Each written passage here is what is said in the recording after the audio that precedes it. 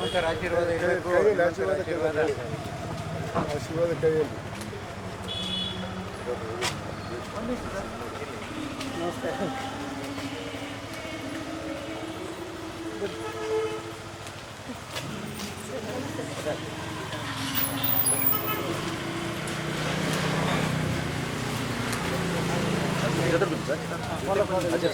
ಬನ್ನಿ ಬನ್ನಿ ಬನ್ನಿ ಸರ್, ಬನ್ನಿ ಬನ್ನಿ, ಆ ಕಡೆ ಬನ್ನಿ ಸರ್, ಜೊತೆ ಬನ್ನಿ, ಆ ಕಡೆ ಬನ್ನಿ ಸರ್, ಒಂದು ಸೆಕೆಂಡ್ ಹಂಗೆ ಸೈಡ್ ಬನ್ನಿ, ಸ್ವಲ್ಪ ಸೈಡು ಕೆಳಗೆ ಕೆಳಗೆ ಬನ್ನಿ.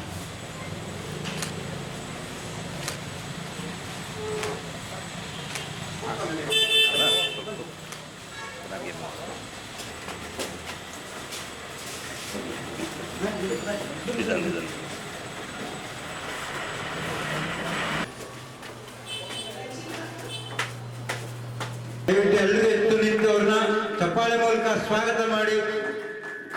ನಮ್ಮ ಸ್ವರ ತರಂಗ ಸೇವಾ ಚಾರಿಟಬಲ್ ಟ್ರಸ್ಟ್ನ ಈ ಒಂದು ವತಿಯಿಂದ ತಮ್ಮೆಲ್ಲರೂ ಪ್ರಮುಖವಾಗಿ ಸಂತೋಷ್ ಶಾಸ್ತ್ರಿ ಸರ್ ಅವರಿಗೆ ಹೃದಯಪೂರ್ವಕ ಸ್ವಾಗತವನ್ನು ಬಯಸ್ತಾ ಇದ್ದೀವಿ. ಗಾಯನ ಸುದೆ ಜೊತೆಗೆ ಈ ಒಂದು ಅವಾರ್ಡ್ ಫಂಕ್ಷನ್ ಹಮ್ಮಿಕೊಂಡಿರುವಂತಹ ಈ ಒಂದು ಕಾರ್ಯಕ್ರಮದಲ್ಲಿ ಎಲ್ಲರೂ ಭಾಗಿಯಾಗಿರುವುದಕ್ಕೆ ತಮಗೆ ಪ್ರೀತಿಯ ಧನ್ಯವಾದಗಳನ್ನು ಹೇಳುತ್ತಾ ಈ ಕಾರ್ಯಕ್ರಮದ ಅಲಂಕೃತ ಬಿಂದು ನಮ್ಮ ಮುಖ್ಯ ಅತಿಥಿಗಳು.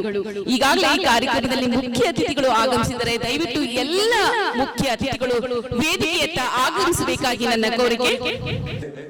ಅಂತ ಒಂದು ಗೋಪುರದ ಕನಸುಗಳು ಇವತ್ತು ನಮ್ಮ ಸ್ವರತರಂಗ ಸೇವಾ ಚಾರಿಟಬಲ್ ವೇದಿಕೆಯಲ್ಲಿ ಆಸೀನರಾಗಿದ್ದಾರೆ. ಅವರೆಲ್ಲರಿಗೂ ಕೂಡ ಹೃದಯಪೂರ್ವಕ ಸ್ವಾಗತವನ್ನ ಬಯಸ್ತಾ ಇದ್ದೀನಿ.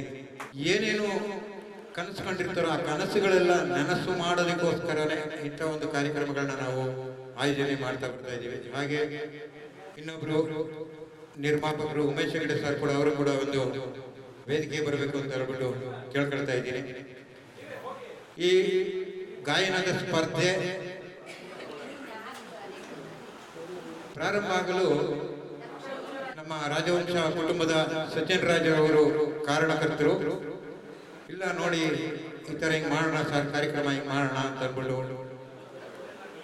ಮಾತನಾಡಿದ್ರು. ಆಯ್ತು ಮಾಡೋಣ, ಹಲವಾರು ಒಂದು ಗಾಯಕರಿಗೆ ಒಂದು ಅವಕಾಶ ಕೊಡೋಣ, ಅವರು ಕೂಡ ಬೆಳೀಲಿ ಅನ್ನೋ ಒಂದು ನಿಟ್ಟಿನಲ್ಲಿ ಈ ಒಂದು ಕಾರ್ಯಕ್ರಮ ಸ್ವರತರಂಗ ಸೇವಾ ಚಾರಿಟಬಲ್ ಟ್ರಸ್ಟ್ ಹಾಗೂ ರಾಜವಂಶ ಕುಟುಂಬದ ವತಿಯಿಂದ ಈ ಗಾಯನದ ಗ್ರ್ಯಾಂಡ್ ಫಿನಾಲೆ ಕಾರ್ಯಕ್ರಮ ನಡೀತಾ ಇದೆ.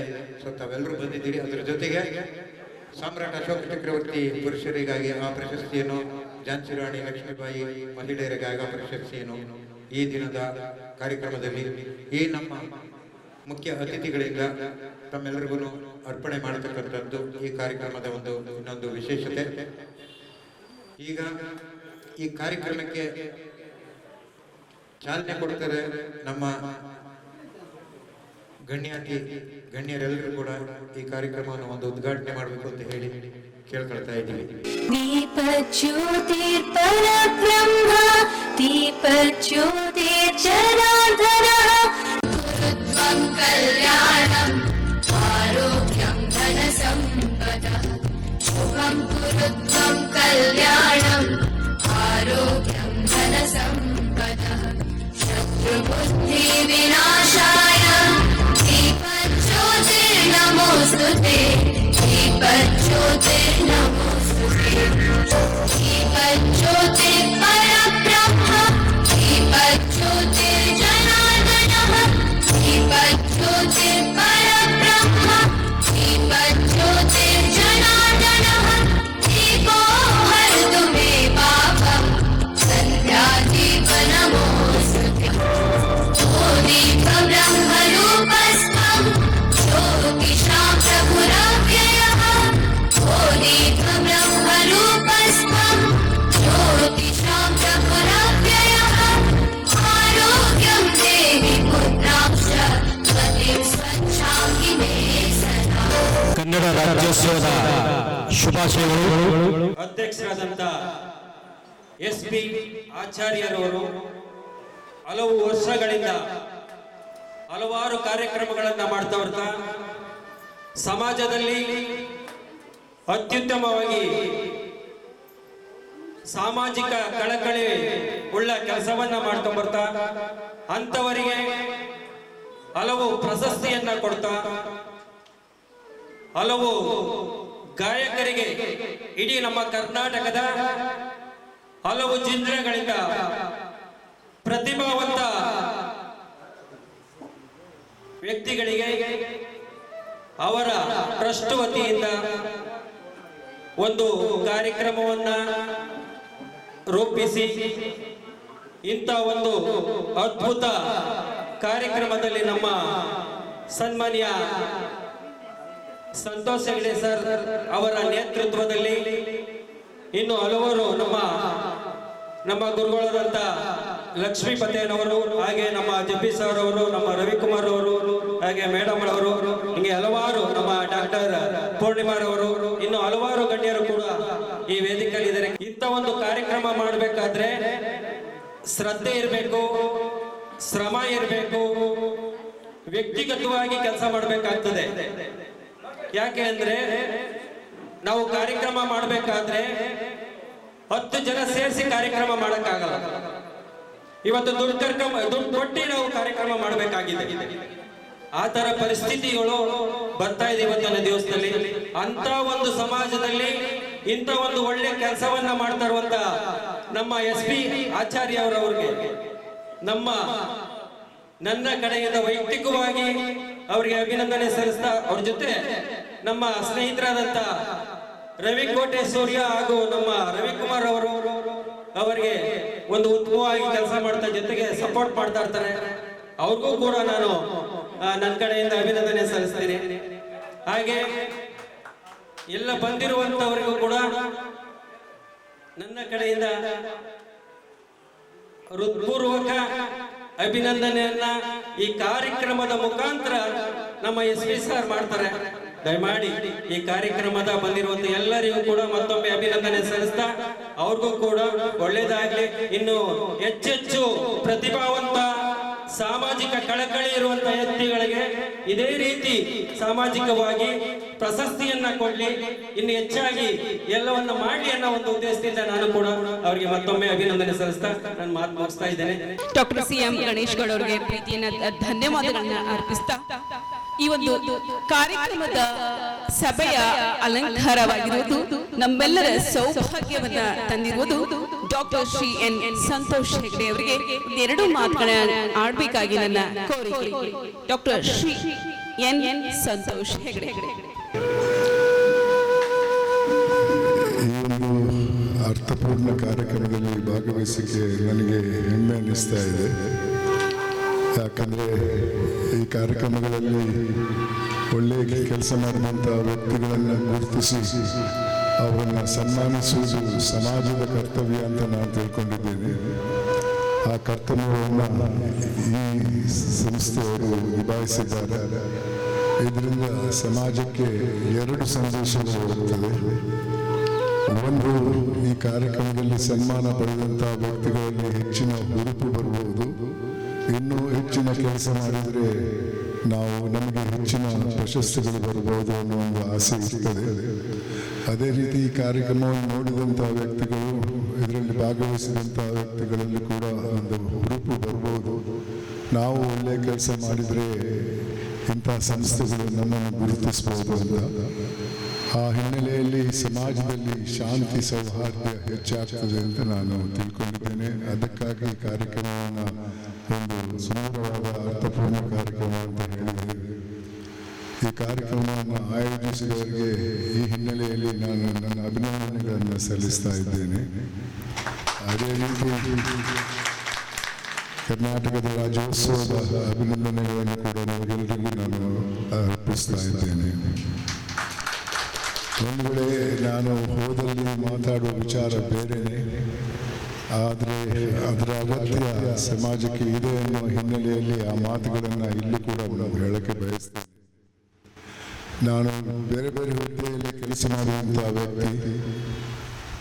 ಆದರೆ ಕರ್ನಾಟಕ ಲೋಕಾಯುಕ್ತಕ್ಕೆ ಬಂದ ನಂತರ ನನಗನಿಸಿದ್ದು ಅಷ್ಟರವರೆಗೆ ನಾನೊಬ್ಬ ಕೂಪು ಮಂಡಕನಾಗಿದ್ದೇನೆ. ಸಮಾಜದಲ್ಲಿ ಆಗುವಂಥ ಅನ್ಯಾಯದ ಬಗ್ಗೆ ನನಗೆ ಜಾಸ್ತಿ ಅರಿವಿರಲಿಲ್ಲ.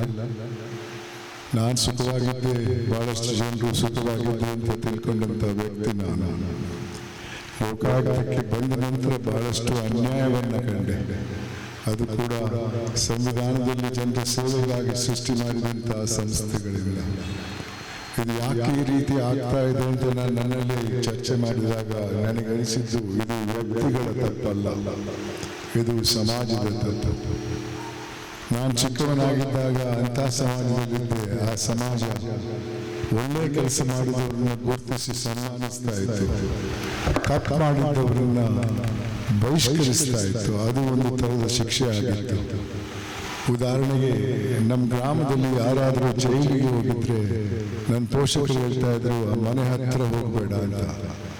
ಅದೊಂದು ಸಾಮಾಜಿಕ ಶಿಕ್ಷೆ ಆಗಿತ್ತು. ಅದು ತಪ್ಪು ಮಾಡಿದ್ದವನಿಗೆ ಮಾತ್ರ ಅಲ್ಲ, ಆತನ ಕುಟುಂಬಕ್ಕೂ ಆಗ್ತಾ ಇತ್ತು. ಆದ್ರಿಂದ ಜನರು ತಪ್ಪು ಮಾಡೋಕ್ಕೆ ಹೆದರ್ತಾ ಇದ್ರು.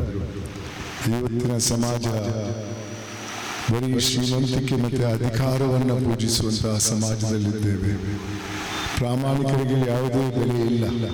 ಪ್ರಾಮಾಣಿಕರ ಬಗ್ಗೆ ಮಾತಾಡಿದರೆ ಬಿಡ್ರಿ, ಅವನು ಹೆಚ್ಚ, ಅವನು ತಿನ್ನಲ್ಲ, ಇನ್ನೊಬ್ಬನಿಗೆ ತಿನ್ನಕ್ಕೆ ಬಿಡಲ್ಲ ಅನ್ನೋ ಮಾತು ಸರ್ವಸಾಧಾರಣವಾದದ್ದು.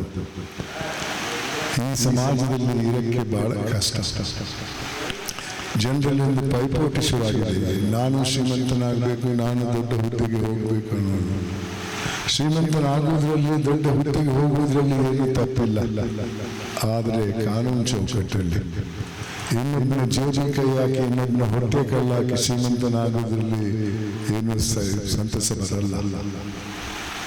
ಬಂಧುಗಳೇ, ಈ ಥರ ವಿಚಾರವಾಗಿ ನಾನು ಶಾಲಾ ಕಾಲೇಜುಗಳಿಗೆ ಹೋಗ್ತಾ ಇರ್ತೇನೆ, ಮಕ್ಕಳ ಜೊತೆ ಮಾತಾಡ್ತಾ ಇರ್ತೇನೆ.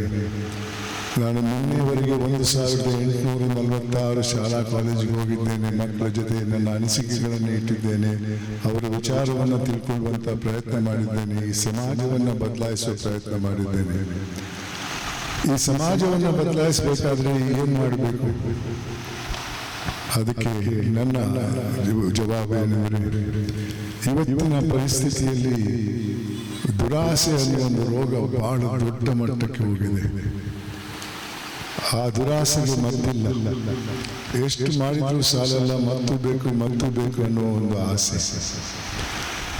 ಉದಾಹರಣೆಗೆ 50ನೇ ದಶಕದಲ್ಲಿ ನಡೆದಂಥ ಹಲವಾರು ಹಗರಣದಲ್ಲಿ ಒಂದು ಉದಾಹರಣೆ ಕೊಡ್ತೇನೆ. ತದನಂತರ ಇನ್ನು ಕೆಲವು ದಶಕದ ನಂತರ ಅದರ ಉದಾಹರಣೆ ಕೊಡ್ತೇನೆ, ಯಾಕಂದರೆ ಜಾಸ್ತಿ ಮಾತಾಡೋಕ್ಕೆ ಸಮಯ ಇಲ್ಲ. 50ನೇ ದಶಕದಲ್ಲಿ ನಡೆದ ಒಂದು ಹಗರಣ ಜೀಪ್ ಹಗರಣ ಅಂತ. ಆ ಹಗರಣದಲ್ಲಿ ಪರದೇಶದಿಂದ ನಮ್ಮ ಯೋಧರಿಗೆ ಜೀಪ್ ವಾಹನವನ್ನು ಖರೀದಿ ಮಾಡುವ ಕಾಂಟ್ರಾಕ್ಟ್ ಅಲ್ಲಿ ಕೆಲವು ಅಧಿಕಾರದಲ್ಲಿದ್ದವರು 52 ಲಕ್ಷ ರೂಪಾಯಿ ಕೊಳ್ಳೆ ಹೊಡೆದರು. 1 ಲಕ್ಷ ಅಂದರೆ ದೊಡ್ಡ ಮೊತ್ತ. ತದನಂತರದ ದಶಕದಲ್ಲಿ ಇನ್ನೊಂದು ಹಗರಣದ ಬಗ್ಗೆ ಹೇಳ್ತೇನೆ, ಬೋಫರ್ಸ್ ಅನ್ನೋ ಒಂದು ಹಗರಣ. ಪರದೇಶದಿಂದ ನಮ್ಮ ಯೋಧರಿಗೆ ವಾಹನವನ್ನು ಖರೀದಿ ಪರದೇಶದಿಂದ ನಮ್ಮ ಯೋಧರಿಗೆ ಆಯುಧವನ್ನು ಖರೀದಿ ಮಾಡುವ ಕಾಂಟ್ರಾಕ್ಟ್ ಅಲ್ಲಿ ಕೆಲವರು 64 ಕೋಟಿ ರೂಪಾಯಿ ಕೊಳ್ಳೆ ಹೊಡೆದರು. ತದನಂತರ ಕಾಮನ್ವೆಲ್ತ್ ಗೇಮ್ಸ್ ಅನ್ನೋ ಒಂದು ಹಗರಣ ಬಂತು. ಅದರಲ್ಲಿ ಕೆಲವರು 70,000 ಕೋಟಿ ರೂಪಾಯಿ ಕೊಳ್ಳೆ ಹೊಡೆದರು. ತದನಂತರ 2G ಅನ್ನೋ ಒಂದು ಹಗರಣ ಬಂತು. ಅದರಲ್ಲಿ 1,76,000 ಕೋಟಿ ರೂಪಾಯಿ ಕೊಳ್ಳೆ ಹೊಡೆದರು. ತದನಂತರ ಕೋಲ್ಗೇಟ್ ಅನ್ನೋ ಒಂದು ಹಗರಣ ಬಂತು. ಅದರಲ್ಲಿ 1,86,000 ಕೋಟಿ ರೂಪಾಯಿ ಕೊಳ್ಳೆ. ಈ ಸಂಖ್ಯೆ ನಂದಲ್ಲ. ಈ ಸಂಖ್ಯೆ ವಿಚಾರಣೆ ನಂತರ ಕೇಂದ್ರ ಸರ್ಕಾರಕ್ಕೆ ವರದಿ ಮೂಲಕ ಕೊಟ್ಟಂತಹ ಸಂವಿಧಾನದ ಒಬ್ಬ ಅಧಿಕಾರಿ CAG, the comptroller and auditor general of India, ಅವರು ತಮ್ಮ ವರದಿಯಲ್ಲಿ ಹೇಳ್ತಾರೆ, ಇಷ್ಟೊಂದು ಮೊತ್ತ ಇಂಥ ಹಗರಣದಲ್ಲಿ ಸೋರ್ಕೊಂಡು ಹೋಗಿದೆ ಅಂತ. ಬಂಧುಗಳೇ, ಇಷ್ಟೊಂದು ಹಣ, ಅದು ಈ ಉದಾಹರಣೆಗೆ ಕೊಟ್ಟಂತ ಹಣವನ್ನು ಸೇರಿಸಿ ಆ ದಶಕದಲ್ಲಿ ಆದಂತ ಎಲ್ಲ ಹಗರಣದಲ್ಲಿ ಸೋರ್ಕೊಡುವಂತ ಹಣವನ್ನು ಲೆಕ್ಕ ಹಾಕಿದ್ರೆ ಯಾವ ರೀತಿ ಅಭಿವೃದ್ಧಿ ಆಗಕ್ಕೆ ಸಾಧ್ಯವಿದೆ. 1985ರಲ್ಲಿ ಅಂದಿನ ಪ್ರಧಾನಮಂತ್ರಿ ದಿವಂಗತ ರಾಜೀವ್ ಗಾಂಧಿ ಅವರು ಬಹಿರಂಗವಾಗಿ ಹೇಳಿದಂತಹ ಮಾತು, ಅಂದು 1985ರಲ್ಲಿ ಸರ್ಕಾರ ಅಭಿವೃದ್ಧಿಗೆ ಕೊಟ್ಟಂತಹ 1 ರೂಪಾಯಲ್ಲಿ ಕೊನೆ ಹಂತಕ್ಕೆ ಹೋದದ್ದು 15 ಪೈಸೆ ಮಾತ್ರ. 85ರಲ್ಲಿ 2024ರಲ್ಲಿ ಇದ್ದೇವೆ, ದುರಾಸೆ ಕಮ್ಮಿ ಆಗಿಲ್ಲ. ಇವತ್ತು 100 ರೂಪಾಯಲ್ಲಿ 15 ಪೈಸೆ ಹೋಗಬಹುದೇ. ಈ ದುರಾಸೆಗೆ ನಾವು ಮಟ್ಟ ಹಾಕದಿದ್ರೆ, ಈ ಭ್ರಷ್ಟಾಚಾರಕ್ಕೆ ನಾವು ಮಟ್ಟ ಹಾಕದೇ ಇದ್ರೆ ಈ ದೇಶದ ಭವಿಷ್ಯದ ಬಗ್ಗೆ ಹೇಳಕ್ಕೆ ಬಹಳ ಕಷ್ಟ. ಇದ್ದವರಿಗೆ ಹಣ ಹೋಗುವುದು, ಅಕ್ರಮವಾಗಿ ಹಣ ಹೋಗುವುದು, ಸಿಗಬೇಕಾದಂಥ ಸೌಲಭ್ಯಗಳು ಸಿಗದೇ ಇರುವುದು, ಸಿಗಬೇಕಾದ್ರೆ ಹಣ ಕೊಡಬೇಕಾಗಿರುವುದು, ಇವುಗಳನ್ನು ಸಹಿಸಕ್ಕೆ ಒಂದು ಹಂತಕ್ಕೆ ಭ್ರಷ್ಟಾಚಾರ ಬಂದರೆ ಸಾಧ್ಯವಿಲ್ಲ. ಅದಕ್ಕಾಗಿ ಒಂದೇ ಒಂದು ದಾರಿ, ಈ ಭ್ರಷ್ಟಾಚಾರಕ್ಕೆ ಮದ್ದಿಲ್ಲ. ಕೋರ್ಟಿನ ಕಾನೂನಿಗೆ ಯಾವ ಹೆದರಿಕೆಯೂ ಇಲ್ಲ. ನಮ್ಮ ದೇಶದಲ್ಲಂತೂ ಒಂದೊಂದು ಕೋರ್ಟಲ್ಲಿ ಶಿಕ್ಷೆ ಆಗಬೇಕಾದ್ರೆ 15-16 ವರ್ಷ ಬೇಕು. ಮೇಲಿನ ಕೋರ್ಟಲ್ಲಿ 15-16 ವರ್ಷ, ಹೈಕೋರ್ಟಲ್ಲಿ 15-16 ವರ್ಷ, ಸುಪ್ರೀಂ ಕೋರ್ಟಲ್ಲಿ 15-16 ವರ್ಷ. ಕೊನೆ ಹಂತಕ್ಕೆ ತೀರ್ಪು ಬರುವಾಗ ಆ ಭ್ರಷ್ಟಾಚಾರ ಊರಲ್ಲಿ ಇರಲಿಲ್ಲ, ಭೂಲೋಕದಲ್ಲೇ ಇರಲ್ಲ. ಅಂಥ ಪರಿಸ್ಥಿತಿಯಲ್ಲಿ ಭ್ರಷ್ಟಾಚಾರದ ಹೆದರಿಕೆ, ಭ್ರಷ್ಟರಿಗೆ ಕೋರ್ಟಿನ ಹೆದರಿಕೆ ಕೂಡ ಇಲ್ಲ. ಯಾವ ರೀತಿಯಲ್ಲಿ ಇದನ್ನು ನಿಯಂತ್ರಿಸಬಹುದು ಅಂದರೆ ಒಂದೇ ದಾರಿ, ನಮ್ಮ ಹಿರಿಯರು ಕಟ್ಟಿದಂತಹ ಒಂದು ಮೌಲ್ಯ, ತೃಪ್ತಿ ಅನ್ನುವ ಗುಣ. ತೃಪ್ತಿ ಇದ್ರೆ ದುರಾಸೆ ಬರಲ್ಲ. ದುರಾಸೆ ಇದ್ದು ತೃಪ್ತಿಯನ್ನು ಪಡ್ಕೊಂಡ್ರೆ ಆ ತೃಪ್ತಿ ದುರಾಸೆಗೆ ಮಟ್ಟ ಆಗ್ತದೆ. ಒಂದು ವೇಳೆ ಈ ತೃಪ್ತಿಯನ್ನ ಮದ್ದಿನ ಅಂಗಡಿಯಲ್ಲಿ ಖರೀದಿ ಮಾಡಬೇಕಾಗಿಲ್ಲ, ನಮ್ಮಲ್ಲಿ ನಾವೇ ಅಳವಡಿಸಬಹುದು. ಈಗ ಇವಾಗಲೇ ಹೇಳಿದಂಗೆ ತೃಪ್ತಿ ಅಂದ್ರೆ ಒಂದು ಹಂತಕ್ಕೆ ಡಿಗ್ರಿ ಬಂತು, ಕೆಲಸ ಸಿಕ್ತು, ಇನ್ನೇನು ಬೇಡ, ಸನ್ಯಾಸಿ ಆಗ್ತೇನೆ ಅಂತಲ್ಲ. ಎಲ್ಲರಲ್ಲೂ ಆಕಾಂಕ್ಷೆ ಅನ್ನೋ ಒಂದು ಗುಣ ಇರಬೇಕು. ಆಂಬಿಷನ್ ಅಂತೇಳಿ ಆಂಗ್ಲ ಭಾಷೆಯಲ್ಲಿ. ಜಾಸ್ತಿ ಓದಬೇಕು, ದೊಡ್ಡ ಹುದ್ದೆಗೆ ಹೋಗ್ಬೇಕು, ಶ್ರೀಮಂತನಾಗಬೇಕು, ಏನೂ ತಪ್ಪಿಲ್ಲ. ಕೋಟ್ಯಾಂತರ ರೂಪಾಯಿ ಮಾಡಿ, ಆದರೆ ಕಾನೂನು ಚೌಕಟ್ಟಲ್ಲಿ ಬಂಧುಗಳೇ, ಈ ಒಂದು ಮೌಲ್ಯವನ್ನು ನಾವು ಅಳವಡಿಸದೇ ಇದ್ರೆ ಮುಂದೆ ನಿಮ್ಮ ಭವಿಷ್ಯದಲ್ಲಿ, ನಿಮ್ಮ ಮಕ್ಕಳ ಭವಿಷ್ಯದಲ್ಲಿ, ನಿಮ್ಮ ಮೊಮ್ಮಕ್ಕಳ ಭವಿಷ್ಯದಲ್ಲಿ ಏನಾಗಬಹುದು ಅದನ್ನು ಸ್ವಲ್ಪ ಯೋಚನೆ ಮಾಡಿ. ಬೇಕಾದಷ್ಟು ಉದಾಹರಣೆಗಳಿವೆ ಬೇರೆ ಬೇರೆ ದೇಶದಲ್ಲಿ. ಸುಲಭವಾಗಿ ಬರುವಂತಹ ಒಂದು ಅಂದರೆ ಕ್ರಾಂತಿ. ಕ್ರಾಂತಿಯಲ್ಲಿ ಗೆದ್ದವರು ಯಾರೂ ಇಲ್ಲ. ಕ್ರಾಂತಿ ಈ ದೇಶದಲ್ಲಿ ಆದರೆ ಈ ದೇಶ 25 ಬೇರೆ ಬೇರೆ ಬೇರೆ ಬೇರೆ ಬೇರೆ ದೇಶಗಳಾಗ್ತದೆ. ಇವಾಗಲೇ ಪ್ರಯತ್ನಗಳು ನಡೀತಾ ಇವೆ. ನಾನು ಪ್ರಧಾನಮಂತ್ರಿ ಆಗಬೇಕು, ಅದಕ್ಕೊಂದು ದೇಶ ಬೇಕು. ನನ್ನ ಊರೇ ದೇಶ ಆಗಬೇಕು. ಉಪ ಪ್ರಧಾನಮಂತ್ರಿ ಮುಖ್ಯಮಂತ್ರಿಗಳಾದವರಿಗೆ ಮುಖ್ಯಮಂತ್ರಿ ಆಗಬೇಕು, MLA-ಗಳಿಗೆ ಮಂತ್ರಿ ಆಗಬೇಕು, ಊರವರಿಗೆ MLA ಆಗಬೇಕು. ಸ್ವಲ್ಪ ಯೋಚನೆ ಮಾಡಿ ಏನಾಗಬಹುದು ಅಂತ. ಬೇರೆ ದಾರಿ ಇಲ್ಲ, ಬರೀ ತೃಪ್ತಿ ಅನ್ನುವ ಗುಣ. ತೃಪ್ತಿ ಅಂದರೆ ಇದ್ದದ್ರಲ್ಲೇ ಸಂತಸ ಪಡೆಯುವುದು. ಪ್ರಯತ್ನ ಪಡಬೇಕು. ಸಿಗದೇ ಇದ್ರೆ ಆಪರೇಷನ್ ಆಗಲ್ಲ. ಬಂಧುಗಳೇ, ಈ ಒಂದು ಮೌಲ್ಯವನ್ನು ಅಳವಡಿಸಿದರೆ ಸಮಾಜದಲ್ಲಿ ಶಾಂತಿ ಸೌಹಾರ್ದತೆ ಇರ್ತದೆ. ನಾನು ಇದನ್ನು ಪ್ರಾಕ್ಟೀಸ್ ಮಾಡ್ತಾ ಇದ್ದೇನೆ. ನಾನು ಲೋಕಾಯುಕ್ತನಾಗಿದ್ದಾಗ 3 ಮುಖ್ಯಮಂತ್ರಿಗಳ ವಿರುದ್ಧ ವರದಿ ಕೊಟ್ಟಿದ್ದೇನೆ. ಕಾಂಗ್ರೆಸ್, JDS, BJP 8 ಮಂತ್ರಿಗಳ ವಿರುದ್ಧ ಕೊಟ್ಟಿದ್ದೇನೆ. 10-12 MLA MLCಗಳ ವಿರುದ್ಧ ಕೊಟ್ಟಿದ್ದೇನೆ. 150ಕ್ಕೂ ಜಾಸ್ತಿ ಅಧಿಕಾರಿಗಳ ವಿರುದ್ಧ, ಕಾನ್ಸ್ಟೇಬಲ್, ರೆವಿನ್ಯೂ ಇನ್ಸ್ಪೆಕ್ಟರ್ಸ್ ಅಲ್ಲ, ಸೆಕ್ರೆಟರಿಯಿಂದ ಹಿಡಿದು ಅವರು ನನಗೆ ಎಷ್ಟು ಕೊಟ್ಟಿರ್ಬೋದು. ನಾನು ನಿವೃತ್ತನಾಗಿ 12 ವರ್ಷ ಆಯಿತು. ನಾನು ದಿನ ಈ ವಿಚಾರವನ್ನು ಸಾರ್ವಜನಿಕರಿಗೆ ತಿಳಿಸ್ತಾ ಇರ್ತೇನೆ. ಅವರು ನನ್ನಲ್ಲಿ ಒಂದಿಷ್ಟು ನ್ಯೂನ್ಯತೆ ಇದ್ರೆ ಎಷ್ಟೊತ್ತಿಗೆ ನನ್ನನ್ನು ಬಟ್ಟೆ ಬೆಚ್ಚಿ ಬೀದಿಯಲ್ಲಿ ಇಳಿತಾ ಇದ್ದಾರೆ. ಯಾರಿಂದಲೂ ಏನೂ ಮಾಡೋಕ್ಕಾಗಿಲ್ಲ. ಒಬ್ಬ ಮುಖ್ಯಮಂತ್ರಿಗೆ ನನಗೆ ಭೂಲೋಕದಲ್ಲಿ ಇರುವುದು ಒಂದು ಫ್ಲ್ಯಾಟು, ಒಬ್ಬಳೇ ಹೆಂಡತಿ ಅಂತ ಕೂಡ ಹೇಳಿದೆ. ಯಾರಿಗೂ ಹೆದರಲಿಲ್ಲ. ನಾನು ನಿವೃತ್ತನಾದ ನಂತರ ಆರ್ಬಿಟ್ರೇಷನ್ ಮಾಡ್ತಾ ಇದ್ದೇನೆ. ಅದರಲ್ಲಿ ಬಹಳಷ್ಟು ಆದಾಯ ಬಂದಿದೆ. ಆದರೆ ನಾನು ಕಷ್ಟಪಟ್ಟು ಪಡೆಯುವಂಥ ಆದಾಯ ಅದರ ಲೆಕ್ಕ ಇನ್ಕಮ್ ಟ್ಯಾಕ್ಸ್ ಕೊಡ್ತಾ ಇರ್ತೇನೆ. ಎಲ್ಲಿಂದ ಬಂತು, ಯಾವ ಸೋರ್ಸಿಂದ ಬಂತು, ಎಷ್ಟು ಬಂತು, ಎಷ್ಟು ಟ್ಯಾಕ್ಸ್ ಕಟ್ಟಬೇಕು ಕಟ್ತಾ ಇದ್ದೇನೆ. ಯಾರ ಹೆದರಿಕೆಯೂ ಇಲ್ಲ ನನಗೆ. ಅದೇ ರೀತಿ ನಿಮ್ಮ ಮಕ್ಕಳಲ್ಲಿ ಕೂಡ ಒಳ್ಳೆ ಓದಬೇಕು, ದೊಡ್ಡ ಹುದ್ದೆಗೆ ಹೋಗೋ ಪ್ರಯತ್ನ ಮಾಡಬೇಕು ಅನ್ನೋ ಆ ಗುಣವನ್ನು ನೀವು ಅಳವಡಿಸಿದ್ರೆ, ಭ್ರಷ್ಟಾಚಾರದಿಂದ ದುರಾಚಾರದಿಂದ ದೂರ ಇರಬೇಕು ಅನ್ನುವ ಕೆಲವು ವಿಚಾರವನ್ನು ತಿಳಿಸಿದರೆ ನಿಮ್ಮ ಕುಟುಂಬದಲ್ಲೂ ಶಾಂತಿ ಇರ್ತದೆ. ನನ್ನ ತಂದೆಯವರು ಸುಪ್ರೀಂ ಕೋರ್ಟ್ ನ್ಯಾಯಾಧೀಶರಾಗಿದ್ದವರು. 73ನೇ ಇಸ್ವಿಯಲ್ಲಿ ರಾಜೀನಾಮೆ ಕೊಟ್ಟು ಬಂದರು. ಅವರ ಸಂಬಳ 73ರಲ್ಲಿ 4,000 ಸುಪ್ರೀಂ ಕೋರ್ಟ್ ನ್ಯಾಯಾಧೀಶರ ಸಂಬಳ. ಅದರಲ್ಲಿ 6 ಜನ ಮಕ್ಕಳಿಗೆ ವಿದ್ಯೆ ಕೊಟ್ಟಿದ್ದರು. ಸಾಯುವಾಗ 2 ರೂಮಿನ ಮನೆಯಲ್ಲಿ ಒಂದು ಚಿಕ್ಕ ಹಳ್ಳಿಯಲ್ಲಿ ನಿಟ್ಟೆ ಅನ್ನುವ ಗ್ರಾಮದಲ್ಲಿದ್ದರು. ಯಾವಾಗಲೂ ನಮ್ಗೆ ಹೇಳ್ತಾ ಇದ್ರು, ನಾನು ಹೋಗುವಾಗ ನನ್ನ ಹತ್ರ ಏನೂ ಇರಲ್ಲ, ನಿಮಗೆ ಜಗಳ ಮಾಡೋಕ್ಕೆ ಏನೂ ದಾರಿ ಇಲ್ಲ. ಅಷ್ಟು ಮಾತ್ರ ಅಲ್ಲ, ಅವರು ಹೇಳ್ತಾ ಇದ್ದರು, ಅದನ್ನು ನಾವು ಮಕ್ಕಳು ಕಡ್ಡಾಯವಾಗಿ ಪಾಲಿಸಿದ್ದೇವೆ. ದೊಡ್ಡವರಾದರೆ ಒಂದೇ ಮನೆಯಲ್ಲಿ ಇರಬಾರ್ದು, ಜೊತೆಯಲ್ಲಿ ಬಿಸ್ನೆಸ್ ಮಾಡಬಾರ್ದು, ಜೊತೆಯಲ್ಲಿ ಪ್ರಾಪರ್ಟಿ ತಗೊಳ್ಬಾರ್ದು. ಅದನ್ನು ನಾವು ಅಣ್ಣ ತಂಗಿ ಅಕ್ಕ ತಂಗಿಯವರೆಲ್ಲ ಕಡ್ಡಾಯವಾಗಿ ಪಾಲಿಸ್ತಾ ಇದ್ದೇವೆ. ಒಬ್ಬರಿಗೊಬ್ಬರಿಗೆ ಆರ್ಥಿಕ ಸಂಬಂಧ ಇಲ್ಲ. ಆ ರಕ್ತ ಸಂಬಂಧ ಚೆನ್ನಾಗಿದೆ. ಒಂದು ವಾರದಲ್ಲಿ 2-3 ಸಲ ಆದರೂ ಫೇಸ್ ಟೈಮ್ ಮಾಡ್ತೇವೆ, ಮಾತಾಡ್ತೇವೆ ಫೋನಲ್ಲಿ. ಸಮಯ ಬಂದಾಗ ಅವ್ರು ಇರುವಲ್ಲಿ ಹೋಗ್ತೇವೆ, ಅವ್ರು ಈ ಕಡೆ ಬರ್ತಾರೆ. ಇಬ್ಬರು ಅಮೆರಿಕದಲ್ಲಿದ್ದಾರೆ, ಒಬ್ಬರು ನಾರ್ತ್ ಅಮೆರಿಕ ಕ್ಯಾಲಿಫೋರ್ನಿಯಾದಲ್ಲಿದ್ದಾನೆ, ಇನ್ನೊಬ್ಬಳು ತಂಗಿ ವಿಧವೆ, ಅವಳು ಹ್ಯೂಸ್ಟನ್ ಟೆಕ್ಸಸಲ್ಲಿದ್ದಾಳೆ. ಇನ್ನೊಬ್ಬಳು ಗಂಡ ಗಲ್ಫ್ ಏರ್ವೇಸಲ್ಲಿ ವೈಸ್ ಪ್ರೆಸಿಡೆಂಟ್ ಆಗಿದ್ರು, ಅವರಿಗಿಲ್ಲ ಇವಾಗ.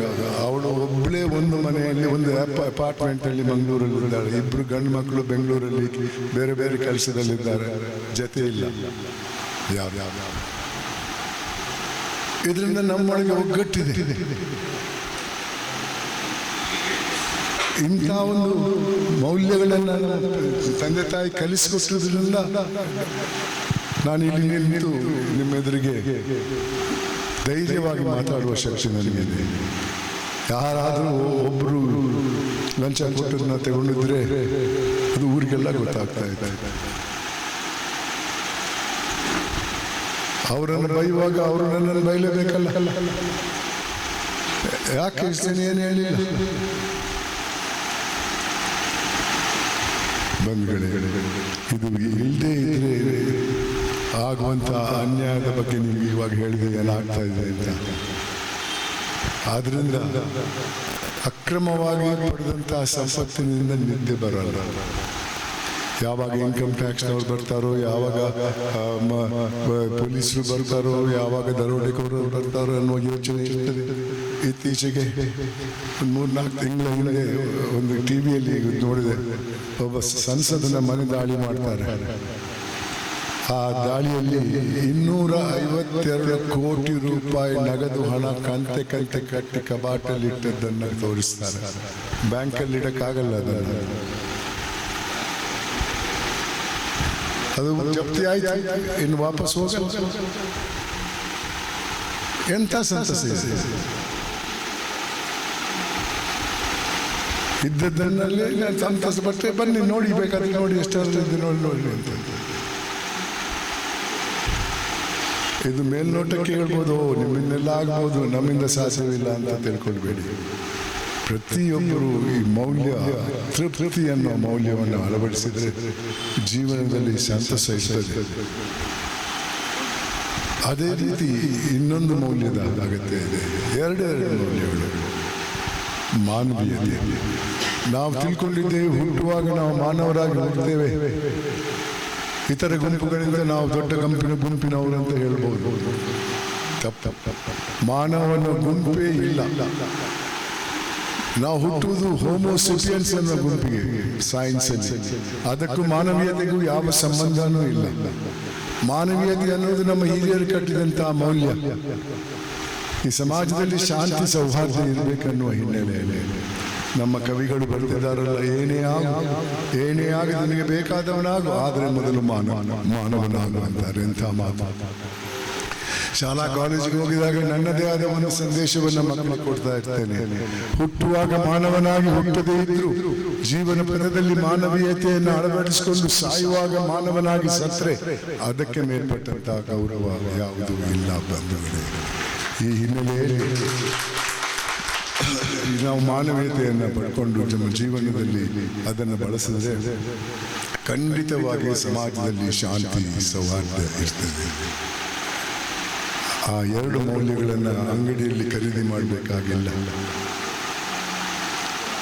ಆದರೆ ಚಿಕ್ಕ ಮಕ್ಕಳಿಗೆ ಕಲಿಸ್ಕೊಡುವವರು ಯಾರು? ನಾನು ಚಿಕ್ಕವನಾಗಿದ್ದಾಗ ನನ್ನ ತಂದೆ ತಾಯಿ ಹೇಳ್ತಾ ಇದ್ರು, ಇದು ಮಾಡು, ಇದು ಮಾಡಬೇಡ ಅಂತ. ತಪ್ಪು ಮಾಡಿದ್ರೆ ಏಟ್ ತಿಂದದ್ದು ನೆನಪಿದೆ. ಶಾಲೆಗೆ ಹೋದಾಗ ನೀತಿ ಪಾಠ ಅಂತ ಒಂದು ಸಬ್ಜೆಕ್ಟ್ ಇತ್ತು. ಅದು ನನ್ನ ಪೋಷಕರು ಹೇಳಿದ್ದನ್ನು ಒತ್ತಿ ಒತ್ತಿ ಹೇಳ್ತಾ ಇತ್ತು, ಮಾರಲ್ ಸೈನ್ಸ್ ಅಂತ. ಇವತ್ತು ಜಾಸ್ತಿ ಗಂಡ ಹೆಂಡತಿ ಇಬ್ರು ಕೆಲಸ ಮಾಡುವವರು, ಕೆಲಸ ಅಂದರೂ ಹೋಗಾನೆ ಅಲ್ಲಿ ಸೀಸನ್ ಪ್ರಮೋಷನ್ ಆಗಬೇಕು, ಅಲ್ಲಿ ಒಳ್ಳೆ ಪೋಸ್ಟಿಂಗಿಗೆ ಹೋಗಬೇಕು, ಅದಕ್ಕೆ ನಾನು ಅರ್ಹನಂತ ತೋರ್ಸಕ್ಕೆ, ಬುದ್ಧಿವಂತ ಅಂತ ತೋರ್ಸಕ್ಕೆ ಆಗ್ತದೆ. ಆಫೀಸ್ನ ತಲೆನೋವನ್ನು ಮನೆಗೆ ತಿಂತಾರೆ, ಕಂಪ್ಯೂಟರಲ್ಲಿ ಕೂತ್ಕೊಂಡು ಕೆಲಸ ಮಾಡ್ತಾರೆ, ಮಕ್ಕಳ ಜೊತೆ ಸಂಪರ್ಕ ಇಲ್ಲ. ಮಕ್ಕಳಿಗೆ ಒಂದು ಐಫೋನ್ ಕೊಟ್ಟಿರ್ತಾರೆ, ಐಫೋನ್ನಲ್ಲಿ ತತ್ವ ಮೌಲ್ಯ ಯಾವುದಿಲ್ಲ. ಯಾವ ದಾರಿಯಲ್ಲಿ ನಮ್ಮ ಸಮಾಜ ಹೋಗ್ತಾ ಇದೆ ನೋಡಿ. ಸಮಾಜದಲ್ಲಿ ಶಾಂತಿಯನ್ನು ಕಾನೂನು ಮುಖಾಂತರ ಅಳವಡಿಸಕ್ಕೆ ಸಾಧ್ಯವಿಲ್ಲ. ಅದು ನಮ್ಮ ಹಿರಿಯರು ಕಟ್ಟಿದಂತಹ ಮೌಲ್ಯ. ಪೋಷಕರು ಸ್ವಲ್ಪ ಜಾಗರೂಕರಾಗಿರಬೇಕು. ಮಕ್ಕಳನ್ನು ಅವರಷ್ಟಕ್ಕೆ ಬಿಟ್ಟರೆ ತಪ್ಪು ದಾರಿಯಲ್ಲಿ ಹೋಗ್ತಾರೆ.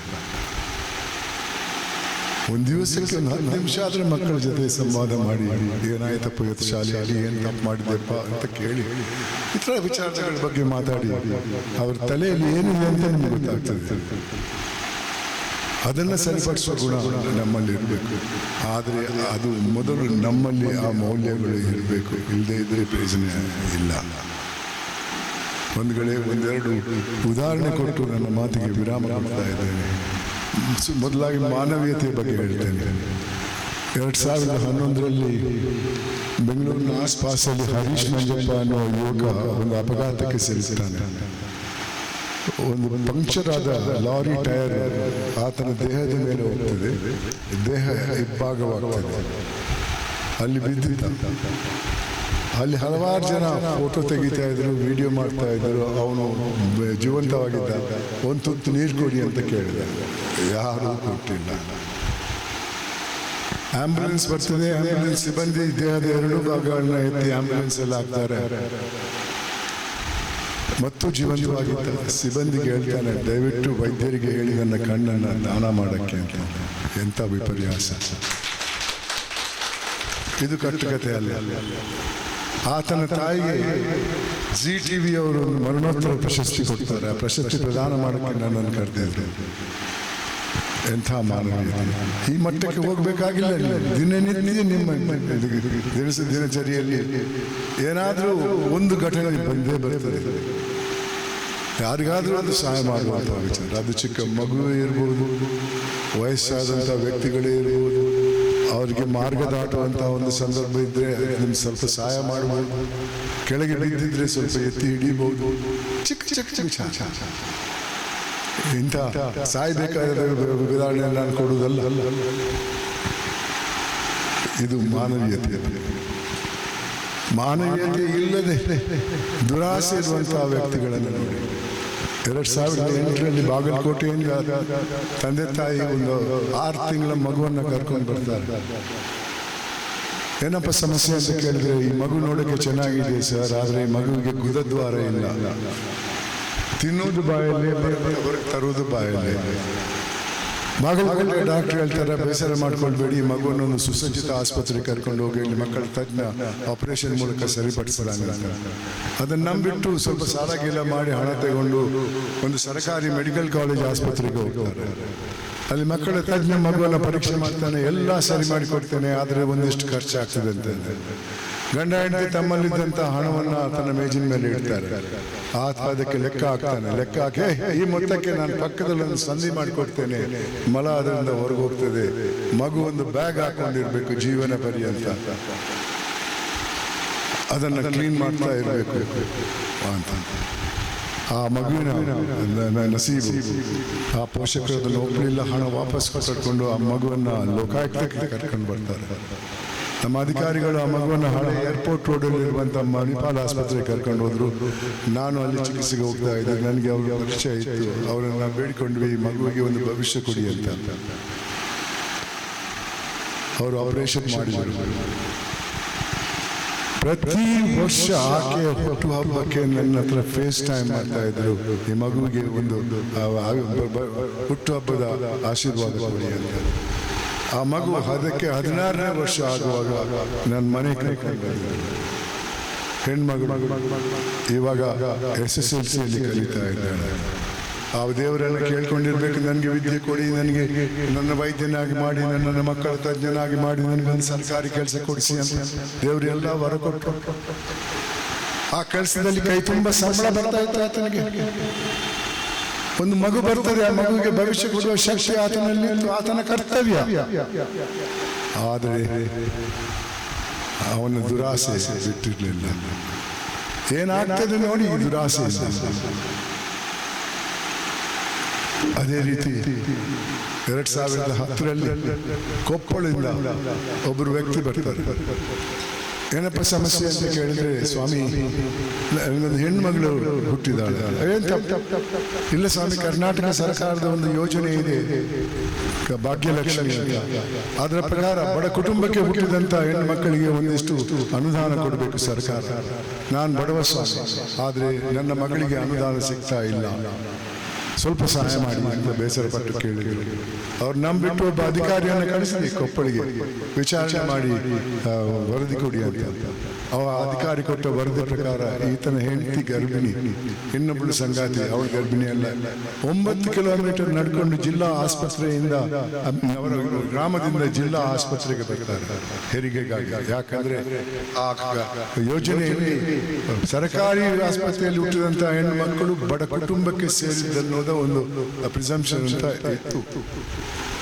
ಅದಕ್ಕಾಗಿ ಜಿಲ್ಲಾ ಆಸ್ಪತ್ರೆಗೆ ಬಂದದ್ದು ಹೆರಿಗೆಗಾಗಿ. ಅಲ್ಲಿ ಸಿಬ್ಬಂದಿ ಹೇಳ್ತಾರೆ, ಮೊದಲು ಕಾಸು ಕೊಡಿ, ನಂತರ ಹಾಸಿಗೆ. ಅವ್ರು ಕೇಳಿದ ಮೊದಲ ಇರಲಿಲ್ಲ, ಅದನ್ನು ಕಮ್ಮಿ ಮಾಡಿಲ್ಲ ಅವರು. ಆತ ಜೊತೆ ಬಂದವಳನ್ನು ಊರಿಗೆ ಕಳಿಸ್ತಾಳೆ, ಸ್ವಲ್ಪ ಹಣ ತಗೊಂಡು ಬನ್ನಿ ಅಂತ.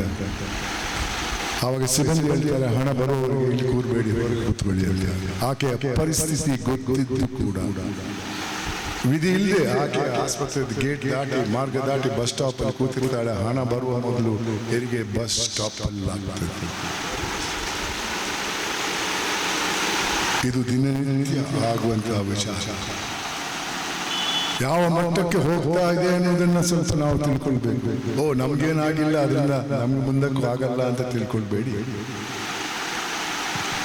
ದುರಾಸೆಗೆ ಮಿತಿ ಇಲ್ಲ. ದುರಾಸೆಗೆ ಯಾರು ಎಷ್ಟು ದೊಡ್ಡ ಮನುಷ್ಯ ಆದರೂ ಸಹ ಬರೀ ಹಣ ಮಾತ್ರ ಆ ದುರಾಸೆಯನ್ನು ಬದಿಗಿಡಬಹುದು. ನಾನು ನಮ್ಮ ಕಾನೂನಿನಲ್ಲಿ ಒಂದು ಪ್ರಿನ್ಸಿಪಲ್ ಇದೆ, ವೈಕೇರಿಯಸ್ ಲಯಬಿಲಿಟಿ ಅಂತ. ಅಂದ್ರೆ ಜವಾನ ಮಾಡಿದ ತಪ್ಪಿಗೆ ಯಜಮಾನ ಜವಾಬ್ದಾರಿ ಅಂತ. ಆ ಪ್ರಿನ್ಸಿಪಲ್ ಅನ್ನು ಬಳಸ್ಕೊಂಡು ಸರ್ಕಾರಕ್ಕೆ ವರದಿ ಕೊಟ್ಟು, ನಿಮ್ಮ ಸಿಬ್ಬಂದಿಯಿಂದಾಗಿ ಈಕೆ ಹೆರಿಗೆ ಬಸ್ ಸ್ಟಾಪ್ ಅಲ್ಲಿ ಆಯ್ತು, ಆಕೆ ಹೆರಿಗೆಗೆ ಆಸ್ಪತ್ರೆಗೆ ಬಂದಿದ್ಲು, ಸಿಬ್ಬಂದಿ ಹಾಸಿಗೆ ಕೊಡ್ತಾ ಇದ್ರೆ ಹೆರಿಗೆ ಅಲ್ಲಾಗ್ತಾ ಇತ್ತು, ಅಲ್ಲಿ ಹೆರಿಗೆ ಆಗ್ತಾ ಇದ್ರೆ ಪ್ರಿಸಂಪ್ಷನ್ ಪ್ರಕಾರ ಈ ಮಗುವಿಗೆ ಅನುದಾನ ಸಿಗಬೇಕಾಗಿತ್ತು. ಇವಾಗ ನೀವು ಕೊಡಬೇಕು ನಿಮ್ಮ ಜವಾನರ ತಪ್ಪಿಗಾಗಿ ಅಂತ ಹೇಳಿದೆ, ಖರ್ಚು ಕೊಟ್ಟರು ಸರ್ಕಾರ. ಆದರೆ ಇಂಥ ಘಟನೆಗಳು ಎಷ್ಟು ನಡೀತಿದೆ, ಎಷ್ಟು ಜನರಿಗೆ ಲೋಕಾಯುಕ್ತದ ಹತ್ರ ಹೋಗುವ ಅನುಭವ ಇದೆ, ಮಾಹಿತಿ ಇದೆ.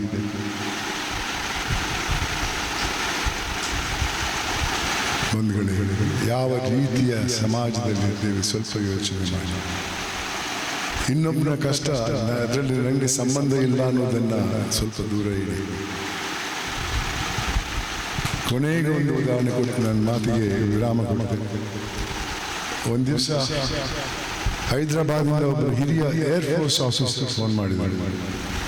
ಅವ್ರು ಹೇಳಿದರು 3 ದಿವಸದ ಹಿಂದೆ ನನ್ನ ಅಣ್ಣನ 18 ವರ್ಷದ ಮಗಳು ಬೆಂಗಳೂರಲ್ಲಿ ಅಪಘಾತಕ್ಕೆ ಸಿಲುಕಿ ಸಾವನ್ನಪ್ಪಿದ್ದಾಳೆ. ಆಕೆಯ ಶವ ಒಂದು ಸರ್ಕಾರಿ ಆಸ್ಪತ್ರೆಯಲ್ಲಿದೆ. ಹೆಸರು ಹೇಳಿದರು, ನಾನು ನಿಮ್ಗೆ ಹೇಳಲ್ಲ ಅದನ್ನು.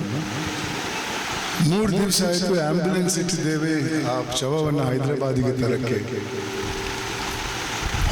ಶವ ಪರೀಕ್ಷೆ ನಡೆದಿಲ್ಲ, ಪೊಲೀಸರು ಶವ ಕೊಡ್ತಾ ಇಲ್ಲ. ಸ್ವಲ್ಪ ನಮ್ಮ ಅಳಲನ್ನು ಅರ್ಥ ಮಾಡಿಕೊಳ್ಳಿ. ಒಂದು ಚಿಕ್ಕ ಕುಟುಂಬದ ಸದಸ್ಯರನ್ನು ಕಳ್ಕೊಂಡಿದ್ದೇವೆ, ಮುಖ ನೋಡಿಲ್ಲ, ಅಂತ್ಯಕ್ರಿಯೆ ಆಗಿಲ್ಲ, ಎಷ್ಟು ದಿನ ಅಂತ ನಾವು ಕಾಯಬೇಕು ಅಂತ ಕೇಳಿದ್ರು. ನಾನು ಹೇಳಿದೆ, 1-2 ಗಂಟೆಯಲ್ಲಿ ಫೋನ್ ಮಾಡ್ತೇನೆ ಅಂತ. ನಾನು ಖುದ್ದಾಗಿ ನಾನೇ ಆಸ್ಪತ್ರೆಗೆ ಹೋದೆ. ಅಲ್ಲಿ ಸೂಪರಿಂಟೆಂಡೆಂಟ್ರನ್ನ ಭೇಟಿ ಮಾಡಿದ್ದೆ. ಅವ್ರು ಹೇಳ್ತಾರೆ, ಈ ರೀತಿ ಆಗಲಿಕ್ಕೆ ಸಾಧ್ಯವಿಲ್ಲ. ನಮ್ಮ ಆಸ್ಪತ್ರೆಯಲ್ಲಿ ದಿನಕ್ಕೆ 3-4 ಶವಗಳು ಬರ್ತಾ ಇರ್ತವೆ, ಆಕ್ಸಿಡೆಂಟು, ಮರ್ಡರು, ಸೂಸೈಡ್ ಎಲ್ಲ. ಯಾಕೆ ಈ ರೀತಿ ಆಯ್ತು ಡಾಕ್ಟರ್ನ ಕೇಳೋಣ ಅಂತ ಆ ಶವಾಗಾರದ ವೈದ್ಯರನ್ನು ಕರೆಯೋಕ್ಕೆ ಪಿಯೋನನ್ನು ಕಳಿಸ್ತಾರೆ. ಅಲ್ಲಿ 2 ಡಾಕ್ಟರಲ್ಲಿ ಒಬ್ಬರು ಬರ್ತಾರೆ. ಬಂದವರು ನೇರವಾಗಿ ಸೂಪರಿಂಟೆಂಡರನ್ನು ನೋಡ್ಕೊಂಡು ಉದ್ದೇಶಿಸಿ, ಏನು ಸರ್ ಅವಸರ, ಶವ ಕೊಳ್ತಾ ಹೋಗ್ತಾ ಇಲ್ಲ, ಫ್ರೀಸರಲ್ಲಿದೆ, ಜೀವಂತಿರುವಂಥ ರೋಗಿಗಳ ಪರೀಕ್ಷೆ ಮಾಡಬೇಕೆ, ಸತ್ತ ಶವದ ಪರೀಕ್ಷೆ ಮೊದಲು ಮಾಡಬೇಕೆ ಅಂತ ಪ್ರಶ್ನೆ ಕೇಳ್ತಾರೆ. ಆವಾಗ ಸೂಪರಿಂಟೆಂಡೆಂಟ್ ಹೇಳಿದ್ರು, ಜೀವಂತಿರುವಂಥ ರೋಗಿಗಳ ಪರೀಕ್ಷೆ ಮಾಡಲಿಕ್ಕೆ ನಿಮ್ಗೆ ಯಾರಿಗೆ ಅಧಿಕಾರ ಕೊಟ್ಟದ್ದು? ನಿಮ್ಮನ್ನು ನಾನು ಕಳಿಸಿದ್ದು ಶವಾಗಾರಕ್ಕೆ. ಅಲ್ಲಿ ದಿನಕ್ಕೆ 3-4 ಶವಗಳು ಬರ್ತವೆ. 3 ದಿವಸದಿಂದ ಶವ ಪರೀಕ್ಷೆ ನಡೆದೇ ಇದ್ರೆ 10-12 ಶವಗಳು ಬಿದ್ದಿರ್ಬೇಕಲ್ಲಿ. ಹೌದು ಸರ್, ಹೌದು. ಆದರೆ ಒಬ್ರು ಬಿಲ್ಡಿಂಗಿಂದ ಬರ್ತಾರೆ, ಬಂದು ಹೇಳಿದ್ರು ಅವ್ರ ಸಂಬಂಧಿಗೆ ಬೇಕಾದ ಚಿಕಿತ್ಸೆ ಸಿಗ್ತಾ ಇಲ್ಲ, ನಿಮ್ಮಿಂದ ಆಗ್ತಬಹುದು ಸರ್, ದಯವಿಟ್ಟು ಬನ್ನಿ ಅಂತ ಹೇಳಿದ್ರು. ಮಾನವೀಯತೆಯಿಂದ ನಾನು ಅಲ್ಲಿ ಹೋದೆ 3 ದಿವಸ. ನಾನು ಕೇಳಿದೆ, ಆ ರೋಗಿ ಅಥವಾ ರೋಗಿಯ ಸಂಬಂಧಿಯ ಪರಿಚಯ ಮೊದಲು ಇರುತ್ತೆ ನಿಮಗೆ ಅಂತ. ಹೇಳ್ರಿ ಮೊದಲನೇ ಸಲ. ಆಗ ಹೇಳಿದ್ರೆ ನಂಗೆ ಗೊತ್ತಾಯಿತು, ಆ ಮೇನ್ ಬಿಲ್ಡಿಂಗಿನಲ್ಲಿ 35-40 ಡಾಕ್ಟರ್ಗಳಿದ್ದಾರೆ, ದೊಡ್ಡ ಆಸ್ಪತ್ರೆ. ಒಬ್ಬನಲ್ಲಿ ಸಮಾಧಾನ ಆಗಿದ್ರೆ ಅಲ್ಲೇ ಇನ್ನೊಬ್ಬನನ್ನು ಹುಡುಕಬಹುದಿತ್ತು. ಅದು ಬಿಟ್ಬಿಟ್ಟು ಪರಿಚಯ ಇಲ್ಲದ ವೈದ್ಯನನ್ನು ಹುಡುಕೊಂಡು ಶವಾಗಾರಕ್ಕೆ ಹೋದ್ರಂತೆ ಅವನನ್ನು ಕರೆಯೋಕ್ಕೆ. ಯಾಕಂದ್ರೆ ಸಂಬಂಧಿ ಕೂಡ ಶವಾಗಾರಕ್ಕೆ ಹೋಗ್ಬೇಕಾದ್ರೆ. ನಾನು ಇಲ್ಲೇ ಕೂತಿರ್ತೇನೆ, ಶವ ಪರೀಕ್ಷೆ ನಡೆದು ಶವ ಪರೀಕ್ಷೆ ಆಂಬ್ಯುಲೆನ್ಸಲ್ಲಿ ಹಾಕುವವರೆಗೆ ಮುಂದೆ ಏನಾಗಬೇಕಾದ್ರೆ ನೋಡೋಣ ಅಂತ ಹೇಳ್ಬಿಟ್ಟು ನಾನು ಅಲ್ಲೇ ಕೂತು ಶವ ಪರೀಕ್ಷೆ ನಡೆಯಿತು. ಆಂಬ್ಯುಲೆನ್ಸಲ್ಲಿ ಹಾಕಿ ಕಳಿಸಿದ್ದ. ಮಾನವೀಯತೆ, ಆತನ ಮಗಳಾದರೆ ಏನು ಮಾಡ್ತಾ ಇದ್ದ. ಮಾನವೀಯತೆಗೆ ನನ್ನ ಮಗಳು ನಿಮ್ಮ ಮಗಳು ಅನ್ನೋದಿಲ್ಲ. ಈ 2 ಮೌಲ್ಯಗಳನ್ನು ಅಳವಡಿಸಿ ತೃಪ್ತಿ ಮತ್ತು ಮಾನವೀಯತೆ, ಖಂಡಿತ ಈ ಸಮಾಜದಲ್ಲಿ ಶಾಂತಿ ಸೌಹಾರ್ದ ಇರ್ತದೆ, ಜೀವನ ಸಾರ್ಥಕವಾಗುತ್ತದೆ ಅಂತ ಹೇಳ್ತಾ ನನ್ನ ಮಾತಿಗೆ ವಿರಾಮ ಕೊಡ್ತಾ ಇದ್ದೇನೆ. ದೊಡ್ಡ ಚಪ್ಪಾಳೆಯೊಂದಿಗೆ ನಮ್ಮೆಲ್ಲರ ನಾಯಕರಾದಂತಹ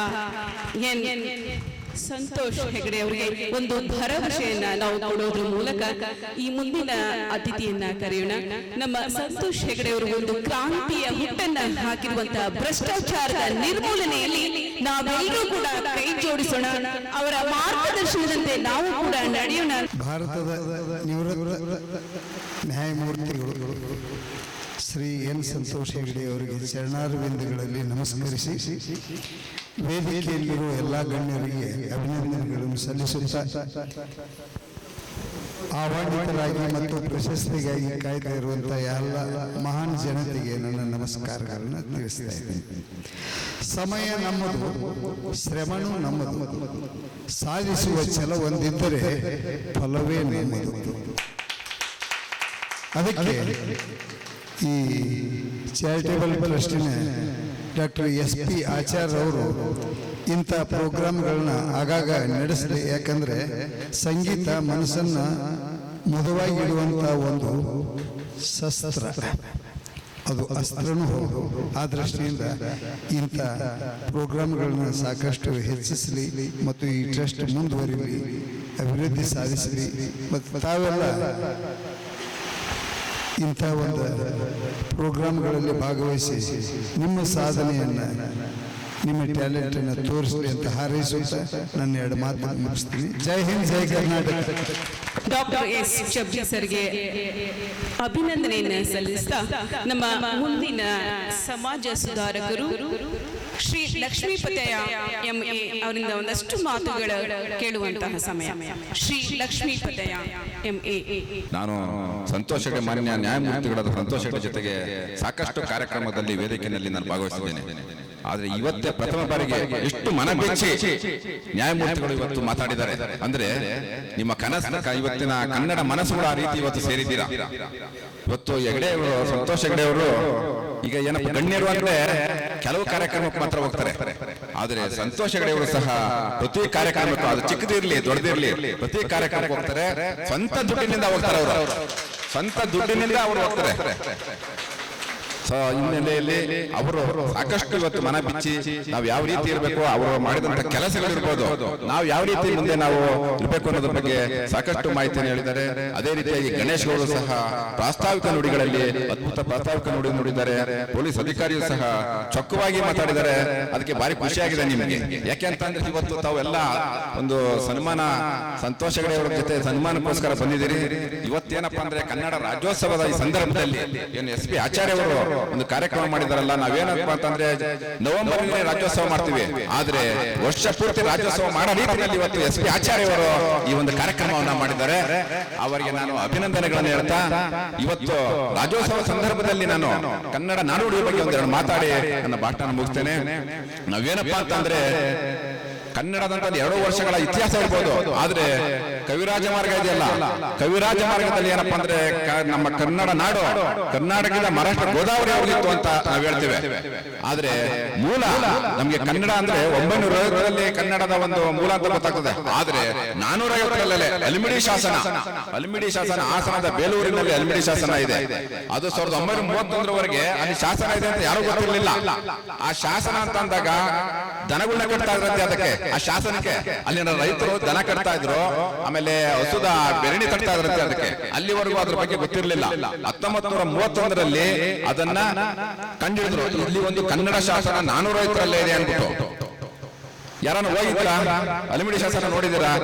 ಅಲ್ಮಿಡಿ ಶಾಸನ ಒಂದ್ಸಾರಿ ನೋಡಿ ಹೋಗಿ ನೋಡಿ. ನಮ್ಮ ಇವರು ನೋಡಿದ್ದಾರೆ ನೋಡಿ. ಕನ್ನಡಿಗರು ಅಂತಂದ್ರೆ ಅಲ್ಮಿಡಿ ಶಾಸನದಲ್ಲಿ ಹೇಳ್ತಾರೆ, ಕದಂಬರ ಕಾಕುತ್ಸವರ್ಮನ ಅಂದ್ರೆ ಕೆಲಸ ಮಾಡ್ತಾ ಸೇನಾನಿ ವಿಜಯಾರ್ಸ ಪಲ್ಲವರ ವಿರುದ್ಧ ಹೋರಾಡ್ತಾನೆ. ಕನ್ನಡಿಗರ ಕೆಣಕಿದ ಪಲ್ಲವರ ವಿರುದ್ಧ ಹೋರಾಡಿ ಗೆದ್ದಿದ್ದಕ್ಕೋಸ್ಕರ ಅವನಿಗೆ ಅಲ್ಮಿಡಿ ಶಾಸನವನ್ನ ದಾನವಾಗಿ ಮಾಡ್ತಾರೆ. ಅದೇ ಒಂದು ಮೂಲ. ತದನಂತರ 700ರಲ್ಲಿ ಬಾದಾಮಿ ಶಾಸನ ನೋಡ್ತೀವಿ ನಾವು. ಬಾದಾಮಿ ಶಾಸನ ನಾವು ನೋಡ್ತೀವಿ. ಬಾದಾಮಿ ಶಾಸನದಲ್ಲಿ ಕಪ್ಪೆ ಆರ್ಯಭಟ ಕನ್ನಡಿಗರು ಅಂತ ಏನು ಅಂತ ಹೇಳ್ತಾನೆ, ಸಾಧುವಿಗೆ ಸಾಧು, ಕನ್ನಡಿಗರು ಅಂದ್ರೆ ಸಾಧುವಿಗೆ ಸಾಧು, ಮಾಧುರ್ಯಂಗೆ ಮಾಧುರ್ಯಂ, ಬಾಲಿಪ ಕಲೆಗೆ ಕಲಿಯುಗ ವಿಪರೀತ ಮಾಧವನಿ ತನ್ ಪೆರನಲ್ಲ. ಅಂದ್ರೆ ಕನ್ನಡಿಗರು ಅಂತಂದ್ರೆ ಒಳ್ಳೆಯವರಿಗೆ ಒಳ್ಳೆಯವರು, ಕೆಟ್ಟವರಿಗೆ ಕೆಟ್ಟವರು, ಅವರು ಕನ್ನಡಿಗರು ಅಂತ. ಕನ್ನಡಿಗರನ್ನ ಕೇಳಿಸ್ಬೇಡಿ ಅಂತ ಅವ್ರು ಹೇಳ್ತಾನೆ. ಅಂದ್ರೆ ಎಷ್ಟು ಅದ್ಭುತವಾಗಿದೆ ಇದು. ಅದೇ ರೀತಿ ಪಂಪ ಇರ್ಬೋದು 10ನೇ ಶತಮಾನದಲ್ಲಿ ನಾನು ಮತ್ತೆ ಹುಟ್ಟುವುದಾದರೆ ಈ ಕನ್ನಡ ನಾಡಿನಲ್ಲಿ ಮರುದುಂಬಿಯಾಗಿ ಕೋಗಿಲೆಯಾಗಿ ಆಗ್ತೀನಿ ಅಂತ ಹೇಳಿದ್ದಾರೆ. ಎಷ್ಟು ಅದ್ಭುತವಾದಂತಹ ಮಾತು. ನಾವು ಕನ್ನಡದಲ್ಲಿ ಕನ್ನಡ ನಾಡಿನಲ್ಲಿ ಹುಟ್ಟಿದಂತವರು ನಾವು ಎಷ್ಟು ಧನ್ಯರು ಅಂತ ಈ ಮಾತಿನಲ್ಲೇ ನಾವು ತಿಳ್ಕೊಬೇಕಾಗ್ತದೆ. ತದನಂತರ 1905ರಲ್ಲಿ ಕನ್ನಡ ಏಕೀಕರಣದ ಬಗ್ಗೆ ಆಲೂರು ವೆಂಕಟರಾಯರು ಹೋರಾಟ ಮಾಡ್ತಾರೆ. ಅದೇ ರೀತಿಯಾಗಿ ಕನ್ನಡ ಒಂದು ನೀವು ಹೇಳಿದಂಗೆ ದೇವರಾಜ ಅರಸವರು 1973ರಲ್ಲಿ ಏನು ಮೈಸೂರು ರಾಜ್ಯ ಕನ್ನಡ ರಾಜ್ಯವಾಗಿ ಕರ್ನಾಟಕವಾಗಿ ಪರಿವರ್ತನೆಗೊಳ್ತದೆ ಅಂತ ಸಂದರ್ಭದಲ್ಲಿ ನಮ್ಮ ಒಂದು ಅದಕ್ಕಿಂತ ಮುಂಚಿತವಾಗಿ 1966ರಲ್ಲಿ ಮಾ ರಾಮಮೂರ್ತಿ ಅಂದ್ಬಿಟ್ಟು ಈ ಕನ್ನಡ ಬಾವುಟವನ್ನ ಅವ್ರು ಮಾಡ್ತಾರೆ. ಮಾ ರಾಮಮೂರ್ತಿ ಈ ಕನ್ನಡ ಬಾವುಟಕ್ಕೋಸ್ಕರ ಹೋರಾಟ ಮಾಡಿದಂತವರು. ಅವರು ಕನಕಪುರ ಜಿಲ್ಲೆಯವರು. ಅವರು ಒಂದು ಸಾರಿ ಬಾವಿ ತೋಡ್ಬೇಕಾದ್ರೆ ತನ್ನ 2 ಮಕ್ಕಳ ಜೊತೆಗೆ ಮಣ್ಣು ಮೇಲೆ ಬಿದ್ದು ಸತ್ತೋಗ್ಬಿಡ್ತಾರೆ. ಬಾವಿ ತೋಡ್ಬೇಕಾದ್ರೆ ಸತ್ತೋಗ್ಬಿಟ್ಟಿರ್ತಾರೆ ಅವರು, ಮಾ ರಾಮಮೂರ್ತಿ ಅವರು. ಅದೇ ರೀತಿಯಾಗಿ ಮಾ ಗೋವಿಂದರಾಜ್ ಅವರು ಇರ್ಬೋದು.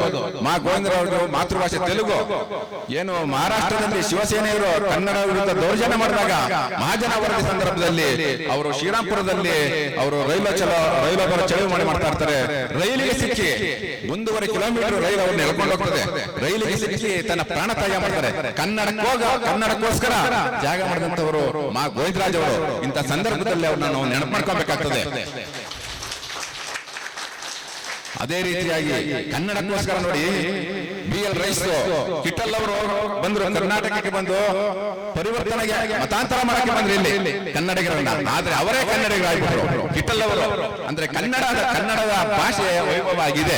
ಅವರು ಸುಮಾರು 70,000 ಪದಗಳನ್ನ ಸಂಗ್ರಹಣೆ ಮಾಡಿ 1896ರಲ್ಲಿ ಒಂದು ನಿಘಂಟನ್ನು ಅವರು ತಂದ್ರು. ಅದೇ ಕನ್ನಡದ ಕಲ್ಪವೃಕ್ಷ ಯಾರು ಕಿಟ್ಟಲ್ ಅವರು ಮಾಡಿದ್ದು. ಸಾಯುವಾಗೂ ಸಹ ನನ್ನ ಕನ್ನಡ ಭಾಷೆಯಲ್ಲೇ ಮಾತಾಡಿ ಸಾಯಿಬಪ್ಪ ಅಂತ ಹೇಳ್ತಾರೆ ಅವರು ಕಿಟ್ಟಲ್ ಅವರು. ಅದೇ ರೀತಿಯಾಗಿ BL ರೈಸ್ ಅವರು ಇರ್ಬೋದು, 8869 ಶಾಸನಗಳನ್ನ ಸಂಗ್ರಹ ಮಾಡಿದ್ರು ಅವರು BL ರೈಸ್ ಅವರು. ಅದೇ ರೀತಿಯಾಗಿ ಇವತ್ತು ಮಾರ್ಕ್ ಕಬ್ಬನ್, ನಾವೇನು ಕಬ್ಬನ್ ಪಾರ್ಕ್ ಅಂತ ಹೇಳ್ತೀವಲ್ಲ, ಕಬ್ಬನ್ ಪಾರ್ಕ್ ಅವರು ಕಬ್ಬನ್ ಅಂತ ಬ್ರಿಟಿಷ್ ಅಧಿಕಾರಿ ತಾಲೂಕು ಮಟ್ಟದಲ್ಲೂ ಸಹ ಕನ್ನಡ ಭಾಷೆ ಇರಬೇಕು, ಕಡ್ಡಾಯವಾಗಿ ಕನ್ನಡ ಇರಬೇಕು, ಶಿಕ್ಷಣದಲ್ಲಿ ಕನ್ನಡ ಇರಬೇಕು, ನ್ಯಾಯಾಲಯದಲ್ಲೂ ಸಹ ಕನ್ನಡ ತಂದವರು ಮಾರ್ಕ್ ಕಬ್ಬನ್ ಅವರು. ಕನ್ನಡ ಭಾಷೆಗೋಸ್ಕರ ನಾನು ತ್ಯಾಗ ಮಾಡ್ಕೊಂಡಕ್ಕೆ ಅವರು ಇವತ್ತು ಕಬ್ಬನ್ ಪಾರ್ಕಿಗೆ ಕಬ್ಬನ್ ಅಂತ ಹೆಸರಿಟ್ಟಿದ್ದೇವೆ. ಅದೇ ರೀತಿಯಾಗಿ ಬೋರಿಂಗ್ ಇರ್ಬೋದು, ಇವತ್ತು ಬೋರಿಂಗ್ ಹಾಸ್ಪಿಟಲ್ ಅಂತ ಇದ್ದೀವಲ್ಲ, ಬೋರಿಂಗ್ ಅಂತ ಅಧಿಕಾರಿ ಹೋಬಳಿ ಮಟ್ಟದಲ್ಲೂ ಕನ್ನಡ ಇರಬೇಕು ಅಂತ ಅಂದ್ಬಿಟ್ಟು ಏನು ಕೂಲಿ ಕೆಲಸ ಮಾಡಿದಂತ ಅವರು ಸಹ ಕನ್ನಡ ಶಾಲೆಗಳನ್ನು, ರಾತ್ರಿ ಕನ್ನಡ ಶಾಲೆಗಳನ್ನ ತೆರೆದವರು ಬೋರಿಂಗ್ ಅವರು. ಆ ಬೋರಿಂಗ್ ಅವರು ಕನ್ನಡಕ್ಕೋಸ್ಕರ ತ್ಯಾಗ ಮಾಡೋದಕ್ಕೋಸ್ಕರ ಅವರು ಬೋರಿಂಗ್ ಹಾಸ್ಪಿಟಲ್ ಅವ್ರ ನೆನಪಿಟ್ಟಿದ್ದೀವಿ. ಅದೇ ರೀತಿಯಾಗಿ ಅಡ್ಸನ್ ಸರ್ಕಲ್ ಅಂತ ಕರಿತೀವಿ. ಅಡ್ಸನ್ ಅವರು ಒಂದು ಅಧಿಕಾರಿಯಾಗಿದ್ದಂತ ಸಂದರ್ಭದಲ್ಲಿ ಪ್ರತಿ ತಾಲೂಕಿನಲ್ಲಿರಬೇಕು ಮತ್ತು 60 ಕನ್ನಡ ಶಾಲೆಗಳನ್ನ ತೆರೆದ್ರು ಅವರ ಇದರಲ್ಲಿ. ಅವರ ಅಧಿಕಾರದಲ್ಲಿ 60 ಕನ್ನಡ ಶಾಲೆಗಳನ್ನ ತೆರೆದು ಕನ್ನಡದಲ್ಲಿಯೇ ಬೋಧನೆ ಮಾಡ್ತಾ ಇದ್ರು. ಅವರು ಸಹ ಕನ್ನಡದಲ್ಲೇ ಬೋಧನೆ ಮಾಡ್ತಾ ಇದ್ರು. ಅವರು ವಾಪಸ್ ತನ್ನ ದೇಶಕ್ಕೆ ಹೋಗ್ಬೇಕಾದ್ರೆ ಕಣ್ಣೀರು ಹಾಕೊಂಡು ಹೋಗ್ತಾರೆ, ಕನ್ನಡ ನಾಡನ್ನು ಬಿಟ್ಟು ಹೋಗ್ತಾ ಇದ್ದೀನಿ ಅಂತ ಅಂದ್ಬಿಟ್ಟು. ಅಲ್ಲಿ ಹೋದಂತ ಸಂದರ್ಭದಲ್ಲಿಯೂ ಸಹ ಕನ್ನಡವನ್ನ ಅಲ್ಲಿ ಇಂಗ್ಲೆಂಡಿನಲ್ಲಿ ಸಹ ಬೋಧನೆ ಮಾಡ್ತಾರೆ. ತನ್ನ ಮನೆಗೆ ಬೆಂಗಳೂರು ಕಾಟೇಜ್ ಅಂತ ಇಟ್ಕೊಂಡಿದ್ದಾರೆ ಅವರು. ಅಡ್ಸನ್ ಅವರು ಬೆಂಗಳೂರು ಕಾಟೇಜ್ ಅಂತ ತನ್ನ ಮನೆಗೆ ಇಟ್ಕೊಂಡಿದ್ದಾರೆ. ಸೊ ಅದಕ್ಕೋಸ್ಕರ ನಾವು ಇವತ್ತು ಅಡ್ಸನ್ ಸರ್ಕಲ್ ಅಂತ ಕರಿತೀವಿ. ಇಂಥ ಸಂದರ್ಭದಲ್ಲಿ ನಮ್ಮ ನಾಡಿಗೋಸ್ಕರ ದುಡಿದಂತವರನ್ನ ಸಂದರ್ಭ ನಾವು ನೆನಪು ಮಾಡ್ಕೊಬೇಕಾದಂತ ಈ ಸಂದರ್ಭದಲ್ಲಿ ಹೇಳ್ತಾ, ಅದೇ ರೀತಿಯಾಗಿ ಇವತ್ತು ನಮ್ಮ ಬೇಂದ್ರೆಯವರು ಜ್ಞಾನಪೀಠ ಪ್ರಶಸ್ತಿ ಪಡೆದಿದ್ದಾರೆ. ಅವರ ಮಾತೃಭಾಷೆ ಮರಾಠಿ. ಅವ್ರಿಗೆ ಹೇಳಿದ್ರಂತೆ, ಏನಪ್ಪ ಇಷ್ಟು ಅದ್ಭುತವಾಗಿ ನೀವು ಕವಿತೆ ಬರೀತಾ ಇದ್ದೀರಾ ಬೇಂದ್ರೆ ಅಂದಾಗ, ನಾನು ಅದ್ಭುತವಾಗಿ ಕವಿತೆ ಬರೀತಾ ಇಲ್ಲ, ಕನ್ನಡ ಭಾಷೆ ಅಂತ ಅದ್ಭುತವಾಗಿದೆ, ಕನ್ನಡ ಕವಿತೆ ಬರೆಯಕ್ಕೆ ಅಷ್ಟು ಅದ್ಭುತವಾಗಿದೆ ಅಂತ ಹೇಳಿದ್ರೆ ಬೇಂದ್ರೆಯವರು. ಅದೇ ರೀತಿಯಾಗಿ ಅಂದ್ರೆ ಯಾವ ಭಾಷೆನೂ ಇಲ್ಲ, ಅಷ್ಟು ಅದ್ಭುತವಾದಂತ ಒಂದು ಭಾಷೆ ಕನ್ನಡ ಭಾಷೆ. ನೋಡಿ ಜನ ಹೇಳ್ಬೋದು ಅಂತಂದ್ರೆ, ನೋಡಿ ಅಂದು ಅಲ್ಲಿ ಸಿಕ್ಕಳು ನನ್ನ ನೋಡಿ ಮಕ್ಕಳು, ನಮಗೀಗ 2 ಮಕ್ಕಳು. ಇಡೀ ಕುಟುಂಬದ ಇತಿಹಾಸವನ್ನು 3 ಪುಟದಲ್ಲಿ ಹೇಳ್ಬೋದು ನಾವು. ಕಾಲೇಜಿನಲ್ಲಿ ಹುಡುಗಿಯ ಮುಂದೆ ನನ್ನದೇ ಕಾರುಬಾರು, ಹುಡುಗಿ ಕೈ ಕೊಟ್ಟಾಗ ಹುಡುಗಿ ಕಾರಲ್ಲಿ, ನಾನು ಗಣೇಶ್ ಗೌಡ ಜೊತೆ ಬಾರಲ್ಲಿ. ಹಾಗೆ ಅದೇ ರೀತಿ ಗಂಭೀರವಾದ ವಿಚಾರಗಳು ಇರ್ಬೋದು. ಜರಗನಹಳ್ಳಿ ಅವರು ಹೇಳಿದ್ದಾರೆ, 16 ವರ್ಷ ನೆರಳಾಗಿ ನಿಂತ ಮರ ತೊಲೆಯಾಗಿ ಉಳಿಯಿತು, 106 ವರ್ಷ ಆಳಿದ ಅರಸ ಎಣವಾಗಿ ಉಳಿಯಲಿಲ್ಲ ಒಂದು ದಿವಸ. ಎಷ್ಟು ನೋಡಿ ಜೀವನದ ಮೌಲ್ಯಗಳು ಎಷ್ಟು ಚೆನ್ನಾಗಿ ಹೇಳ್ತಾರೆ ಅವರು. ಅದೇ ರೀತಿಯಾಗಿ ಇವತ್ತೆಲ್ಲ ಮಹಿಳೆಯರು ಜಾಸ್ತಿ ಸೇರ್ಕೊಂಡಿದ್ದೀರಾ. ಮಹಿಳೆಯರು ತುಂಬಾ ಭಾರಿ ಪ್ರಭಾವಶಾಲಿಯಾಗಿದ್ದಾರೆ ಇವತ್ತು. ಅದಕ್ಕೆ ಹೇಳ್ತೀವಿ ಒಂದಿದು, ಸಮುದ್ರ ದಾಟಲು ತೆಪ್ಪಬೇಕು, ಸಮುದ್ರ ದಾಟಲು ತೆಪ್ಪಬೇಕು, ಸಂಸಾರ ಎಂಬ ಸಮುದ್ರ ದಾಟಲು ತೆಪ್ಪಿರಬೇಕು. ಎಷ್ಟು 2 ಪದಗಳಲ್ಲಿ ಎಷ್ಟು ಅದ್ಭುತವಾಗಿದೆ. ಕನ್ನಡಕ್ಕೆ ಓಡಾಡು ಕನ್ನಡದ ಕಂದ, ಕನ್ನಡವ ಕಾಪಾಡು ಕನ್ನಡಿಗರಿಂದ ಆಗ್ಬಿಟ್ಟಿದೆ. ನಾ ಮೆಟ್ಟುವನೆಲ್ಲ ಸಹ್ಯಾದ್ರಿ, ನಾ ಕುಡಿಯುವ ನೀರು ಕಾವೇರಿ ಅಲ್ಲ ಬಿಸ್ಲೇರಿ. ಸೊ ಆ ರೀತಿಯಾಗಿ ಆಗ್ತಾ ಇದೆ. ಅವೆಲ್ಲ ಇಂಥ ಸಂದರ್ಭದಲ್ಲಿ ತಾವೆಲ್ಲ ಸಂತೋಷಗಳ ಜೊತೆಗೆ ಇವತ್ತು ಸನ್ಮಾನವನ್ನ ಕಾರ್ಯಕ್ರಮದಲ್ಲಿ ತಾವು ಹಾಜರಾಗಿದ್ದೀರಿ. ಇವತ್ತು ನಮ್ಮ SP ಆಚಾರ್ಯರವರು ಇವತ್ತು ಏನು ಆಕಾಶದಿಂದ ಬಿದ್ದಂತ ಮಳೆ ನೀರು ಸಮುದ್ರಕ್ಕೆ ಬಿದ್ದು ಉಪ್ಪಾಗ್ತದೆ, ಮುಗಿಸ್ತೇ ಸಮುದ್ರಕ್ಕೆ ಉಪ್ಪಾಗ್ತದೆ, ಕೆಸರಿಗೆ ಬಿದ್ದು ಕೆಸರಾಗ್ತದೆ, ಆದ್ರೆ ನದಿಗೆ ಬಿದ್ದು ಪವಿತ್ರ ತೀರ್ಥವಾಗ್ತದೆ ಅಂತ ಪವಿತ್ರ ತೀರ್ಥದಂತಹ ಇವತ್ತು ತಾವೆಲ್ಲ ಇಲ್ಲಿ ಒಂದು ಸನ್ಮಾನ ಕಾರ್ಯಕ್ರಮಕ್ಕೆ ಬಂದಿದ್ದೀರಾ. ತಮಗೆಲ್ಲ ಅಭಿನಂದನೆಗಳು ಹೇಳ್ತಾ, ಇಂಥ ಸಂದರ್ಭದಲ್ಲಿ ತಾವೆಲ್ಲ ಏನು ರಾವಣನ ಹೆಂಡತಿ ಮಂಡೋದರಿ, ತಾವೆಲ್ಲ ಕನ್ನಡ ಪುಸ್ತಕ ಕೊಂಡೋದರಿ ಅಂತ ಹೇಳ್ತಾ ನನ್ನ ಮಾತಾಡಲು ಅವಕಾಶ ಮಾಡಿಕೊಟ್ಟಕ್ಕೆ ತಮಗೆಲ್ಲ ವಂದಿಸಿ ಮಾತನ್ನು ನಮಸ್ಕಾರ. ಬುದ್ಧಿ ಕಳೆದುಕೊಂಡ ನಿರ್ಭಾಗ್ಯನಾದ, ಕಣ್ಣಿಗೆ ಅರಿವಾಗದ ವಿಷಯ ಕರುಣಿಗೆ ಅರಿವಾಗುವುದು ಎಂಬ ಮಾತು ಅದೆಷ್ಟು ಸತ್ಯ. ಹಾಗಾದರೆ ನನ್ನ ಕನಸಿನಲ್ಲಿ ಬಂದು ಆಗಾಗ ಕಾಣಿಸಿಕೊಳ್ಳುತ್ತಿದ್ದ ದೇವತೆ ನೀನು. ಬಾ ಮಗು, ಈ ಮಣಿ ಕಿರೀಟ ನಿನಗೆ ಬೇಡವೇ? ಈ ರತ್ನ ಸಿಂಹಾಸನ ನಿನಗೆ ಬೇಡವೇ? ಈ ಸಾಮ್ರಾಜ್ಯ ನಿನಗೆ ಬೇಡವೇ ಎಂದು ಅಕ್ಕರೆಯಿಂದ ಕೇಳುತ್ತಿದ್ದವಳು ನೀನೇನ? ಆಹಾ ಆಹಾ, ಈ ನಿನ್ನ ಮಗನ ಮೇಲೆ ನಿನಗೆ ಎಷ್ಟೊಂದು ಭರವಸೆ ತಾಯಿ. ಭೂಮ್ಯಾಕಾಶಗಳು ಸಿಡಿದದ್ದು ಹಾಗೆಯಾಗಿ ನಿಮ್ಮ ನಂಬಿಕೆಯನ್ನು ಮಾತ್ರ ಸುಳ್ಳು ಮಾಡುವುದಿಲ್ಲ ತಾಯಿ, ನಿಮ್ಮ ನಂಬಿಕೆಯನ್ನು ಮಾತ್ರ ಸುಳ್ಳು ಮಾಡುವುದಿಲ್ಲ. ಹೊಂಚು ಹಾಕಿ ಸಂಚು ಮಾಡಿ ವಂಚನೆಯಿಂದ ನಮ್ಮ ರಾಜ್ಯವನ್ನೇ ಕಬಲಿಸಿ ಮೆರೆಯುತ್ತಿರುವ ಶಿವಸ್ಕಂದ ವರ್ಮ ಯಾವ ವಂಶ ನಿನ್ನ ಕ್ರೌರ್ಯಕ್ಕೆ ಸಿಕ್ಕಿ ನಿರ್ಧಾರವಾಯಿತೆಂದು ತಿಳಿದಿರುವೆಯೋ ಆ ಮಹಾವಂಶ ವೃಕ್ಷವಿದ್ದು ನಿಂತಿದೆ. ಪಲ್ಲವರ ಸೊಲ್ಲಡಗಿಸಿ ನಮ್ಮ ನೆಲದಿಂದ ಪಡಿದೋಡಿಸಿ ವೈಜಯಂತಿಯ ರತ್ನ ಸಿಂಹಾಸನದಲ್ಲಿ ಮತ್ತೆ ಕನ್ನಡದ ರಾಜ್ಯಲಕ್ಷ್ಮಿಯನ್ನು ಪ್ರತಿಷ್ಠಾಪಿಸುವ ಮುಹೂರ್ತ ಹತ್ತಿರ ಬರುತ್ತಿದೆ. ಕನ್ನಡಿಗರ ಪೌರುಷ, ಕನ್ನಡಿಗರ ಸಾಹಸ, ಕನ್ನಡಿಗರ ಸ್ವಾಭಿಮಾನ ಚಂದಾರ್ಥವಾಗಿ ನಿಲ್ಲುವಂತದೇ ಹೊರತು ನಿಮ್ಮ ಕೋಟಿ ಪಲ್ಲವರ ನಿರಂತರ ದಾಳಿಯಿಂದ ಒಳ್ಳೆಯದು ಎಂಬ ಸತ್ಯವನ್ನು ಪ್ರತ್ಯಕ್ಷ ಪ್ರಮಾಣ ಮಾಡಿ ತೋರಿಸುತ್ತೇನೆ. ಇದೇ ನನ್ನ ಗುರಿ, ಇದೇ ನನ್ನ ಮಂತ್ರ, ಇದೇ ನನ್ನ ಪ್ರತಿಜ್ಞೆ. ಧನ್ಯವಾದ. ನಮ್ಮ ಒಂದು ಈ ವೇದಿಕೆಯಲ್ಲಿ ಅವರು ಹಾಡಿರ್ತಕ್ಕಂಥ ಹಾಡಿಗೆ ತೀರ್ಪನ್ನು ಈಗ ತೀರ್ಪುಗಾರರಾದ ಶ್ರೀಮತಿ ಶ್ರೀನಿವಾಸನವರು ಗಾಯಕರು ಕೂಡ ಅವರು ವೇದಿಕೆ ಮೇಲೆ ಬಂದು ಅವರವರ ತೀರ್ಪನ್ನು ಹೇಳ್ತಾರೆ. ಆಗ ಅದರ ಜೊತೆಗೆ ನಮ್ಮ ಈ ಗಾಯನ ಕಾರ್ಯಕ್ರಮಕ್ಕೆ ಭಾಗವಹಿಸಿರ್ತಕ್ಕಂಥ ಉತ್ತರ ಕನ್ನಡ ತುಂಬಾ ದೂರ ಬಂದಿದ್ದಾರೆ. ಬಿಜಾಪುರ, ಗುಲ್ಬರ್ಗ, ಆಮೇಲೆ ಗೋಕಾಕ, ಹುಬ್ಬಳ್ಳಿ, ಈ ತರ ತುಂಬಾ ಒಂದು ದೊಡ್ಡ ದೂರದ ಊರುಗಳಿಂದ ಬಂದಿರೋದ್ರಿಂದ ಸೊ ಅವರಿಗೆ ಆ ಒಂದು ಯಾಕೆಂದ್ರೆ ತುಂಬಾ ಅಪರೂಪಕ್ಕೆ ಅವರು ಬರುವಂಥದ್ದು ತುಂಬಾ ಕಷ್ಟ ಇದೆ. 400-500-600 ಕಿಲೋಮೀಟರ್ ಬರಬೇಕು ಅಂತಂದ್ರೆ ಸ್ವಲ್ಪ ಕಷ್ಟ ಇದೆ. ಹಾಗಾಗಿ ಅವರಿಗೆ ಈ ಒಂದು ವೇದಿಕೆಯಲ್ಲಿ ನಮ್ಮ ಮುಖ್ಯ ಅತಿಥಿಗಳಿಂದ ಈ ಒಂದು ತೀರ್ಪಾದ ನಂತರ ಒಂದು ಸನ್ಮಾನ ಅಭಿನಂದನಾ ಕಾರ್ಯಕ್ರಮ ನಮ್ಮ ಗಣ್ಯ ವ್ಯಕ್ತಿಗಳಿಗೆ ದಯಮಾಡಿ ತೀರ್ಪುಗಾರರ ವೇದಿಕೆಗೆ ಬರಬೇಕೆಂದು ಹೇಳಿ ಕೇಳ್ಕೊಳ್ತಾ ಇದ್ದೀನಿ. ವೇದಿಕೆ ಮೇಲಿರುವ ಗಣ್ಯರಿಗೆ ನಮಸ್ಕರಿಸುತ್ತಾ ಈ ದಿನದ ಸ್ಪರ್ಧೆಯಲ್ಲಿ ಫಸ್ಟು, ಸೆಕೆಂಡು, ಥರ್ಡ್ ನಾ ಹೇಳ್ತೀನಿ, ಮತ್ತೆ ಕಾನ್ಸಲೇಷನ್ ಆ ಥರ ಸರ್ ಹೇಳ್ತಾರೆ. ಶಿವು ಅವರು ಮೊದಲನೇ ಬಹುಮಾನ ತಗೊಂಡಿದ್ದಾರೆ. ಹಾಂ, ಕಂಗ್ರ್ಯಾಚುಲೇಷನ್.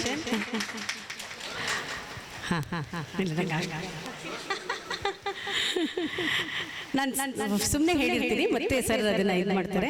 ದಿವಿಜೇಶ್ ಅವರು 2ನೇ ಬಹುಮಾನ ತಗೊಂಡಿದ್ದಾರೆ, ಮಂಗಳೂರವರು. ಆಮೇಲೆ ಪ್ರೀತಿಕಾ ಅವರು 3ನೇ ಬಹುಮಾನ ತಗೊಂಡಿದ್ದಾರೆ. ಸರ್ ಕೈ ಕೊಡ್ತಾ ಇದ್ದಾರೆ.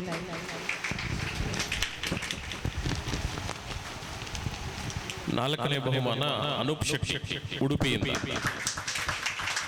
5ನೇಯವರು ಪ್ರಶಾಂತ್ ಚೆಳಕೆರೆ. ಎಲ್ಲರಿಗೂ ಅಭಿನಂದನೆಗಳು. ಎಲ್ಲರೂ ಚೆನ್ನಾಗಿ ಹಾಡುವ ಪ್ರಯತ್ನ ಮಾಡಿದ್ದೀರಾ. ಸ್ವಲ್ಪ ಅಲ್ಲಿ ಇಲ್ಲಿ ಟ್ರ್ಯಾಕ್ ಒಂಚೂರು ಮಿಸ್ಟೇಕ್ ಆಯ್ತು ಅಷ್ಟೇ.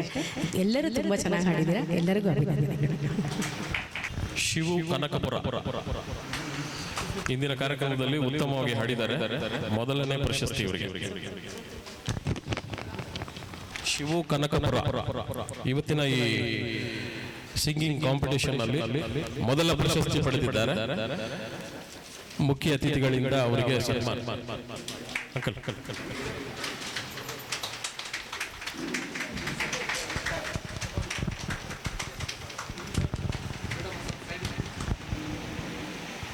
ಶಿವು ಕನಕಪುರ ಇವರಿಗೆ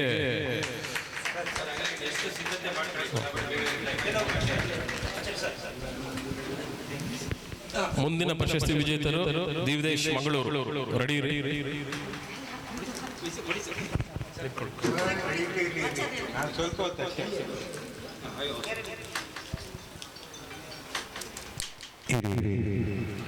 ಈ ಒಂದು ಕಾರ್ಯಕ್ರಮದಲ್ಲಿ ಈ ಮೊದಲನೇ ಸ್ಥಾನ ಪಡೆದವರಿಗೆ ಅಭಿನಂದನೆಗಳು. ಹಾಗೆ ನಮ್ಮ ಒಂದು ಟ್ರಸ್ಟ್ ವತಿಯಿಂದ ಮೊದಲನೇ ಬಹುಮಾನವಾಗಿ 3,000 ರೂಪಾಯಿಗಳಿಗೆ ಪ್ರೈಸ್ ಮೊದಲನೇ ಬಹುಮಾನವಾಗಿ ಕೊಡ್ತಾ ಇದ್ದೀವಿ. ಯಾಕೆಂದ್ರೆ ಬಳಿಯುವ ಪ್ರತಿಭೆಗಳು ಕಾಲೇಜು ಓದುವ ಅಭ್ಯಾಸ ಎಲ್ಲರಿಂದ ಖರ್ಚು ವೆಚ್ಚಗಳಿರುತ್ತೆ. ಹಾಗಾಗಿ ಅವರಿಗೆ ನಮ್ಮ ಒಂದು ಟ್ರಸ್ಟ್ ವತಿಯಿಂದ 3,000 ರೂಪಾಯಿಗಳ ಮೊದಲನೇ ಬಹುಮಾನ.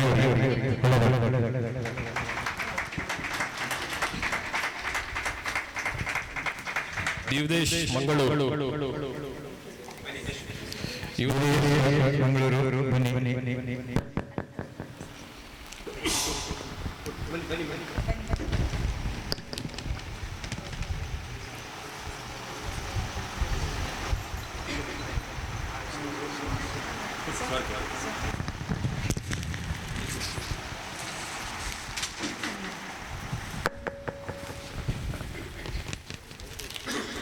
ಇವರು ಎರಡನೇ ವಿಜೇತರು ಇವತ್ತಿನ ಕಾರ್ಯಕ್ರಮದಲ್ಲಿ, ಹಾಡಿನ ಕಾರ್ಯಕ್ರಮದಲ್ಲಿ. ದೇವದೇಶ್ ಮಂಗಳೂರು. ಮುಂದಿನವರು ಪ್ರೀತಿಕಾ ಉಡುಪಿ. ರೆಡಿ ಇರಬೇಕು. ಹಾಗೆ ಇವರಿಗೂ ಕೂಡ ಎರಡನೇ ಬಹುಮಾನವಾಗಿ 2,000 ರೂಪಾಯಿಗಳನ್ನ ಕೊಡ್ತಾ ಇದ್ದೀವಿ. ಇವರು ಕೂಡ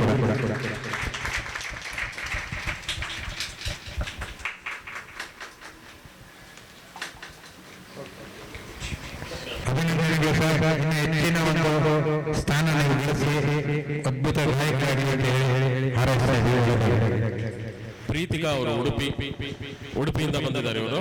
ಇವರು ಇವತ್ತಿನ ಈ ಹಾಡಿನ ಕಾರ್ಯಕ್ರಮದಲ್ಲಿ 3ನೇ ವಿಜೇತರು.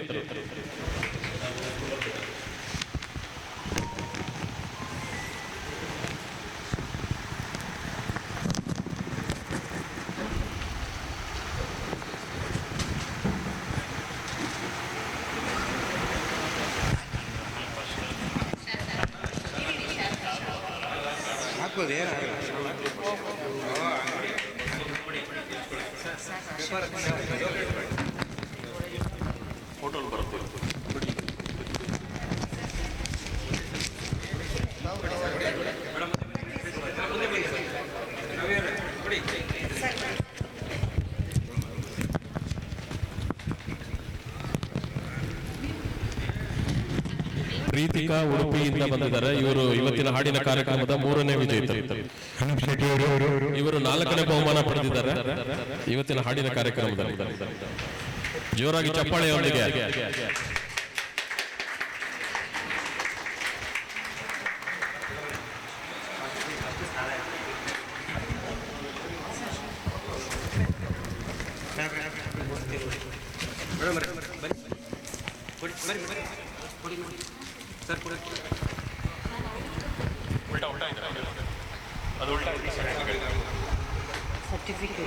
ಸರ್ ಈ ಕೊಡಿ.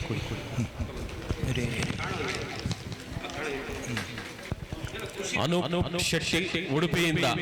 ಅನೂಪ್ ಶೆಟ್ಟಿ ಅವರು 4ನೇ ಬಹುಮಾನ ಇವತ್ತಿನ ಹಾಡಿನ ಕಾರ್ಯಕ್ರಮ.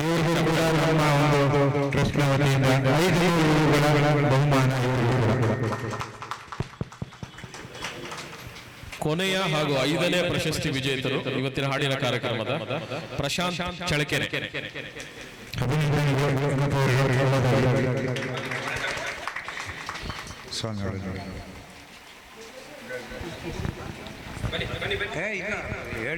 ಪ್ರಶಾಂತ್ ಚಳಕೆರೆ ಇವತ್ತಿನ ಹಾಡಿನ ಕಾರ್ಯಕ್ರಮದ ಕೊನೆಯ ವಿಜೇತರು, ಅಂದ್ರೆ 5ನೇ ಸ್ಥಾನ ಇವರಿಗೆ.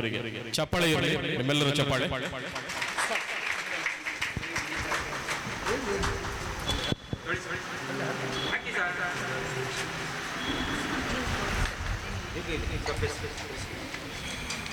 ಪ್ರಶಾಂತ್ ಚಳ್ಳಕೆರೆಯಿಂದ ಬಂದಿದ್ದಾರೆ. ಇವರಿಗೆ ಕೊನೆಯ ಅಂದ್ರೆ 5ನೇ ಪ್ರಶಸ್ತಿ.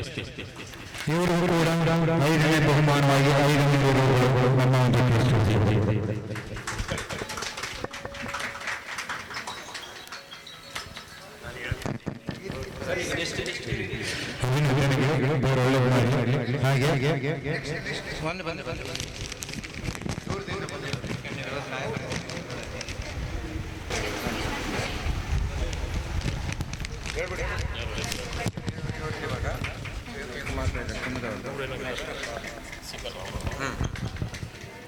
ಕುಮುದ ಇವರು ಉತ್ತಮ ಗಾಯಕಿ.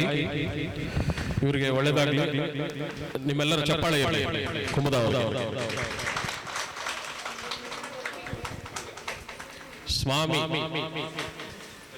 ಸ್ವಾಮಿ ಅವರು ಬರಬೇಕು. ನೆಕ್ಸ್ಟ್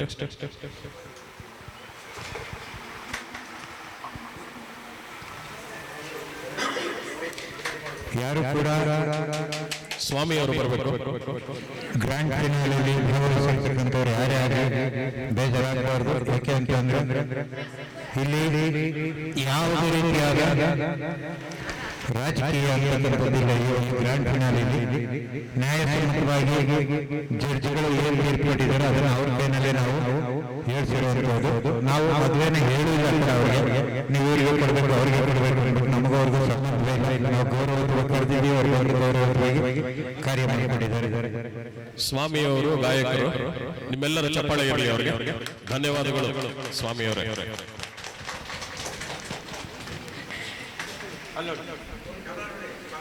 ಮುಂದಿನವರು ಸೌಮ್ಯ ಜೈನ್.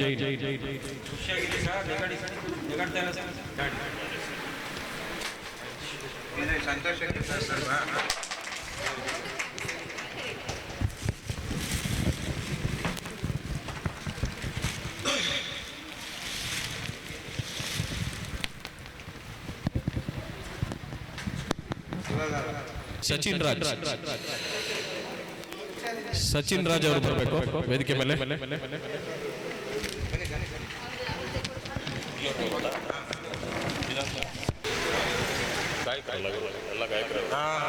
ಸಚಿನ್ ರಾಜ್ ಅವರು ಗಾಯಕರು. ನಮ್ಮ ಈ ಒಂದು ಆನ್ಲೈನ್ ಇವೆಂಟ್ ಅಲ್ಲಿ ತುಂಬಾನೇ ಸಹಕಾರ ಕೊಟ್ಟಂತವರು, ಜೊತೆಗೆ ಇವರ ಒಂದು ತಂಡದ ಸೌಮ್ಯ ಮೇಡಮ್ ಆಗ್ಬೋದು, ಸ್ವಲ್ಪ ಮೇಡಮ್ ಆಗ್ಬೋದು, ತುಂಬಾ ಸಹಕಾರ ಕೊಟ್ಟಂತ ಟೋಟಲಿ ರಾಜವಂಶ ಕುಟುಂಬಕ್ಕೆ ನಮ್ಮ ಒಂದು ಸಂಸ್ಥಾನದ ಟ್ರಸ್ಟ್ ವತಿಯಿಂದ ಹೃದಯಪೂರ್ವಕ ಧನ್ಯವಾದಗಳನ್ನ ಅರ್ಪಿಸ್ತಾ ಇದ್ದೀವಿ. Thank you sir. ಹೀಗೆ ಇರಲಿ, ನಿಮ್ಮ ಒಂದು ಪ್ರೋತ್ಸಾಹ ಸಹಕಾರ ಇರಲಿ ಅಂತ ಹೇಳಿ ಕೇಳ್ಕೊಳ್ತೀನಿ. ಶುಭವಾಗಿ ನಮಗೂ ತಮಗೂ ಕೂಡ ಅಭಿನಂದನೆಗಳು. ಇನ್ನು ಹೆಚ್ಚಿನ ಒಂದು ಕಾರ್ಯಕ್ರಮಗಳು ಮಾಡುವಂತ ಚೈತನ್ಯ ಭಗವಂತ ಕೊಡಲಿ ಅಂತ ಹೇಳಿ ಆಶಿಸ್ತೀನಿ, ಹಾರೈಸ್ತೀನಿ. ಮುಂದಿನವರು ಸೌಮ್ಯ ಅವರು ಬರಬೇಕು ವೇದಿಕೆ ಮೇಲೆ. ಸಮಯದ ಅಭಾವದಿಂದ ಸ್ವಲ್ಪ ಬೇಗ ಬರಬೇಕು. ಸೌಮ್ಯ ಅವರು ಕೂಡ ಗಾಯಕಿ, ಅವ್ರಿಗೆ ಒಳ್ಳೇದಾಗ್ಲಿ. ಅದರೊಳಗಾಗಿ ಇವರ ಲಿಪಿ ಇದೆ ಸರ್. ಇವರು ಕಾರ್ಯಕ್ರಮದ ಬಗ್ಗೆ ಒಂದು ನಿವೇದನೆ ಮಾಡಬೇಕಾದ್ರೆ ಅಷ್ಟು ಅದ್ಭುತವಾದಂತಹ ಒಂದು ವಿಚಾರಗಳನ್ನ ಕೊಡ್ತಾರೆ. ಭಗವಂತ ಇನ್ನೂ ಹೆಚ್ಚಿನ ಒಂದು ಜ್ಞಾನ, ವಿದ್ಯಾ, ಬುದ್ಧಿ, ಆರೋಗ್ಯ ಎಲ್ಲ ಕೊಟ್ಟು ಚೆನ್ನಾಗಿದೆ. ಇನ್ನು ಹೆಚ್ಚಿನ ಯಶಸ್ಸು ಕೊಡಲಿ ಅಂತ ಹೇಳಿ ಹಾರೈಸೋಣ. ಅಭಿನಂದನೆಗಳು ಸೌಮ್ಯ ಅವರಿಗೆ, ದೇವರ ಒಳ್ಳೆಯದು ಮಾಡಲಿ. ಮುಂದಿನವರು ರವಿಶಾಸ್ತ್ರಿ ಅವರು ವೇದಿಕೆ ಹತ್ತ ಬರಬೇಕು.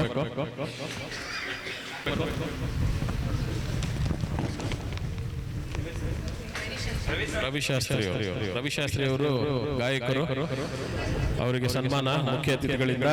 ಚಪ್ಪಾಳೆ ಇರಲಿ ನಿಮ್ಮೆಲ್ಲರಿಗೂ, ಚಪ್ಪಾಳೆ. ಧನ್ಯವಾದಗಳು ರವಿಶಾಸ್ತ್ರಿ ಅವರೇ.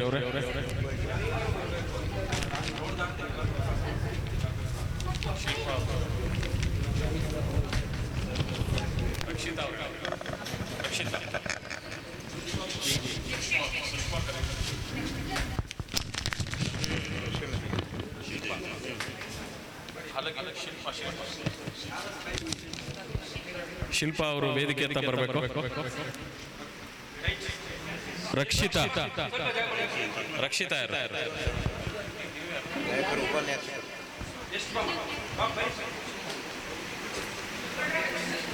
ರಕ್ಷಿತಾ ಅವರು, ಇವರು ಕೂಡ ಗಾಯಕರು, ಇವ್ರಿಗೂ ಒಳ್ಳೇದಾಗ್ಲಿ.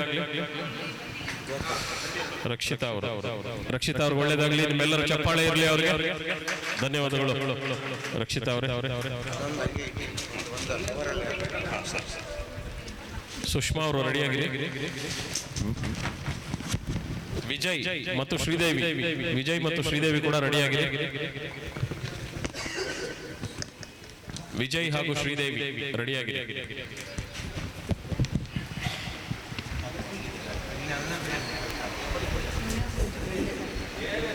ರಕ್ಷಿತಾ ಗಾಯಕಿಯಾಗಿದ್ದಾರೆ. ಎಲ್ಲರೂ ನಿಮ್ಮ ಚಪ್ಪಾಳೆ ಇರಲಿ, ಚಪ್ಪಾಳೆ. ಇನ್ನು ಹೆಚ್ಚಿನ ಒಂದು ಅವಕಾಶಗಳು ಎಲ್ಲ ಇನ್ನೂ ಚೆನ್ನಾಗಿ ಅಭ್ಯಾಸ ಮಾಡಿ ಒಳ್ಳೆಯದಾಗಲಿ. God bless you. ಸುಷ್ಮಾ ಅವರ ಆಶೀರ್ವಾದ ತಗೊಳ್ಳಿ, ಸಾಹೇಬರ ಆಶೀರ್ವಾದ ತಗೊಳ್ಳಿ. ಅಂತ ಒಂದು ದೇವರ ಗುಡಿಯಿಂದ ದೇವ್ರ ಬಂದ ನಮ್ಗೆಲ್ಲ ಅವರು ನಿಜ, ಹೌದು. ಅಂತವ್ರ ಆಶೀರ್ವಾದ ಇದ್ದರೆ ವಿದ್ಯಾ, ಬುದ್ಧಿ, ಜ್ಞಾನ, ಆರೋಗ್ಯ ಎಲ್ಲವೂ ಸಿಗ್ತಾ ಹೋಗ್ತಾ ಇರ್ತದೆ. ಯಶಸ್ಸು, ಕೀರ್ತಿ ಎಲ್ಲ ಸಿಗ್ತದೆ. ಬನ್ನಿ ಸುಷ್ಮಾ ಅವರು.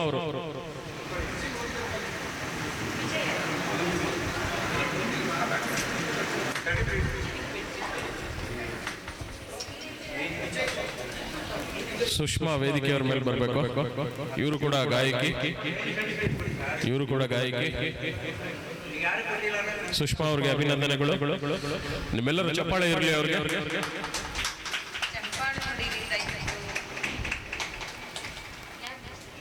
ವಿಜಯ್ ಹಾಗೂ ಶ್ರೀದೇವಿ ರೆಡಿಯಾಗಿದೆ.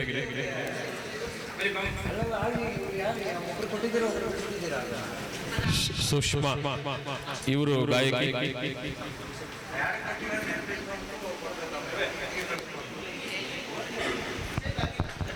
ಎಲ್ಲರೂ ಚಪ್ಪಾಳೆ ಹೊಡೆದ್ರೆ ಆರೋಗ್ಯ ಕೂಡ ಬರುತ್ತೆ. ಯಾಕಂದ್ರೆ ಒಂದು ಕೈಯಿಂದ ಇನ್ನೊಂದು ಕೈಗೆ ಟಚ್ ಆದಾಗ ಸೊ ಅದು ಬ್ಲಡ್ ಸರ್ಕ್ಯುಲೇಷನ್ ತುಂಬಾ ಚೆನ್ನಾಗಿ, ಸೊ ಹಾಗಾಗಿ ಸ್ವಲ್ಪ ಚಪ್ಪಾಳೆ ಜೋರಾಗಿ ಹೊಡೆದ್ರೆ ಎಲ್ರಿಗೂ ಖುಷಿ ಆಗುತ್ತೆ ಅಲ್ಲ. ವಿಜಯ್ ಅವರು ಕೂಡ ಶ್ರೀದೇವಿ ಮೇಡಮ್ ಅವರು ಕೂಡ ವೇದಿಕೆ ಬರಬೇಕು.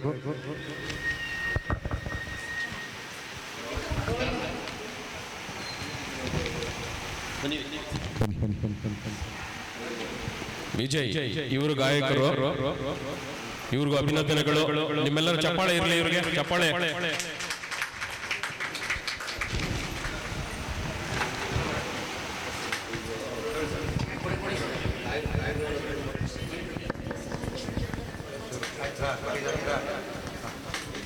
ಇದರ ಜೊತೆ ಇದು ಮುಂದಿನವರು ಶ್ರೀದೇವಿ.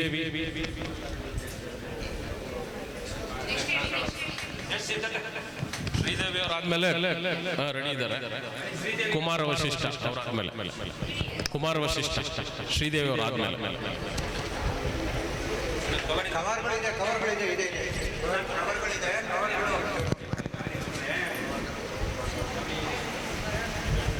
ಕುಮಾರ್ ವಶಿಷ್ಠ ಇವರು ಜ್ಯೋತಿಷ್ಯ ಕೇಸರಿ ಎಂದೇ ಖ್ಯಾತಿಯಾಗಿದ್ದಾರೆ. ಹಸ್ತ ಸಾಮುದ್ರಿಕ ತಜ್ಞರು ಕೂಡ ಇವರು. ಧನ್ಯವಾದಗಳು, ಅಭಿನಂದನೆಗಳು ಸರ್. ಎಲ್ಲರೂ ನಿಮ್ಮ ಚಪ್ಪಾಳೆ ಇರಲಿ. ಕುಮಾರ ವಶಿಷ್ಠ ಜ್ಯೋತಿಷ್ಯ ಕೇಸರಿ.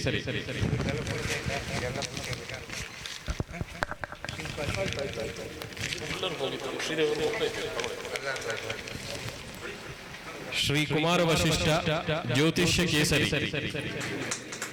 ಅಭಿನಂದನೆಗಳು ಸರ್. ಚಪ್ಪಾಳೆ ಇರಲಿ ಎಲ್ಲರೂ. ಚಪ್ಪಾಳೆ ಕೇಳಿಸ್ತಾ ಇಲ್ಲ.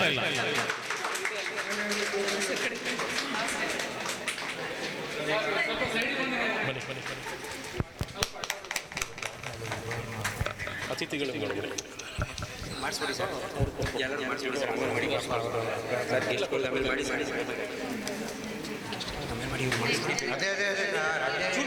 ಮುಂದಿನ ಪ್ರಶಸ್ತಿ ಪುರಸ್ಕೃತರು ಅಶೋಕ್ ಕುಮಾರ್, ಶ್ರೀ ಅಶೋಕ್ ಕುಮಾರ್ ಅವರು.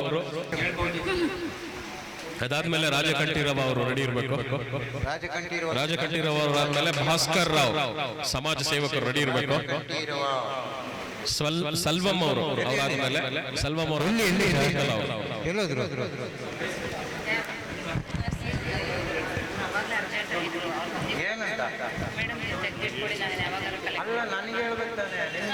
ಶ್ರೀ ಅಶೋಕ್ ಕುಮಾರ್ ಅವರು. ಇವರು NBC ಕಾಲೇಜಿನ ಮುಖ್ಯಸ್ಥರು. ನಿಮ್ಮೆಲ್ಲರ ಚಪ್ಪಾಳೆ ಇರಲಿ.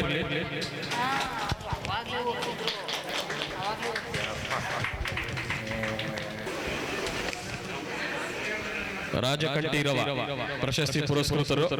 ಚಪ್ಪಾಳೆ ಇರಲಿ, ನಿಮ್ಮೆಲ್ಲರದ್ದು ಚಪ್ಪಾಳೆ ಇರಲಿ.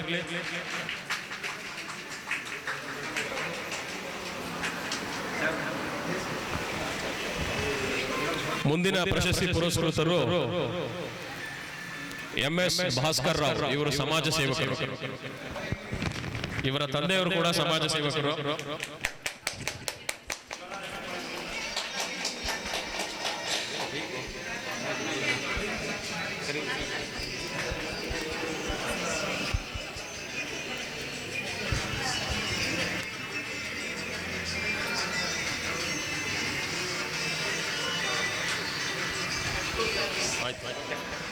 ಮುಂದಿನ ಪ್ರಶಸ್ತಿ ಪುರಸ್ಕೃತರು ಶ್ರೀ MS ಭಾಸ್ಕರ್ ರಾವ್. ಇವರು ಸಮಾಜ ಸೇವಕರು. ಇವರ ತಾತ, ಇವರ ತಂದೆ ಎಲ್ಲರೂ ಸಮಾಜ ಸೇವಕರೇ. ಸಾಕಷ್ಟು ಹೆಸರು ಮಾಡಿದ್ದಾರೆ ಸಮಾಜ ಸೇವೆಯಲ್ಲಿ.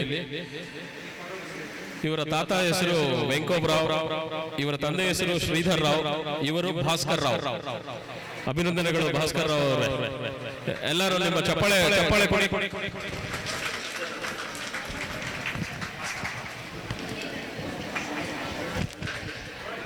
ಅಭಿನಂದನೆಗಳು ಭಾಸ್ಕರ್ ರಾವ್ ಅವರೇ, ನಿಮ್ಗೆ ಒಳ್ಳೇದಾಗ್ಲಿ. ಮುಂದಿನವರು ಸಲ್ವಂ, ರೆಡಿದಿರ ಸಲ್ವಂ ಅವರು. ಇವರು ಕೂಡ ಸಮಾಜ ಸೇವಕರು, ಸಾಕಷ್ಟು ಹೆಸರು ಮಾಡಿದ್ದಾರೆ. ಸೆಲ್ವಂ ಅವರು ಸಮಾಜ ಸೇವಕರು, ಸಮಾಜ ಸೇವೆಯಲ್ಲಿ ಸಾಕಷ್ಟು ಹೆಸರು ಮಾಡಿದ್ದಾರೆ. ಇವರಿಗೆ ಒಳ್ಳೇದಾಗ್ಲಿ, ಅಭಿನಂದನೆಗಳು ಸರ್. ಚಪ್ಪಾಳೆ ಇರಲಿ ನಿಮ್ದೆಲ್ಲರದು, ಚಪ್ಪಾಳೆ ಚಪ್ಪಾಳೆ ಅವರಿಗೆ ಅಭಿನಂದನೆಗಳು. ಮುಂದಿನವರು ಶಶಿಕಲಾ, ಮುಂದಿನ ಪ್ರಶಸ್ತಿ ವಿಜೇತರು ಶಶಿಕಲಾ.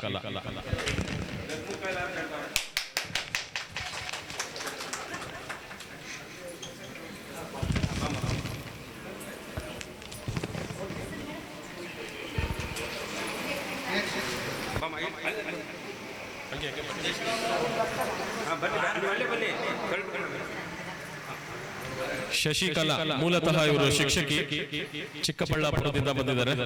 ಇವರು ಯೋಗ ಶಿಕ್ಷಕಿ ಕೂಡ, ಗಾಯಕರು, ಸಮಾಜ ಸೇವಕರು, 4-5 ಕ್ಷೇತ್ರಗಳಲ್ಲಿ ಕೆಲಸ ಮಾಡ್ತಾ ಇದ್ದಾರೆ. ಅಭಿನಂದನೆಗಳು ಶಶಿಕಲಾ ಅವರೇ, ನಿಮಗೆ ಚಪ್ಪಾಳೆ ಇರಲಿ, ನಿಮ್ಮೆಲ್ಲರೂ ಚಪ್ಪಾಳೆ ಇರಲಿ. ಮುಂದಿನವರು ನಾಗವೇಣಿ, ರೆಡಿ ಇರಬೇಕು.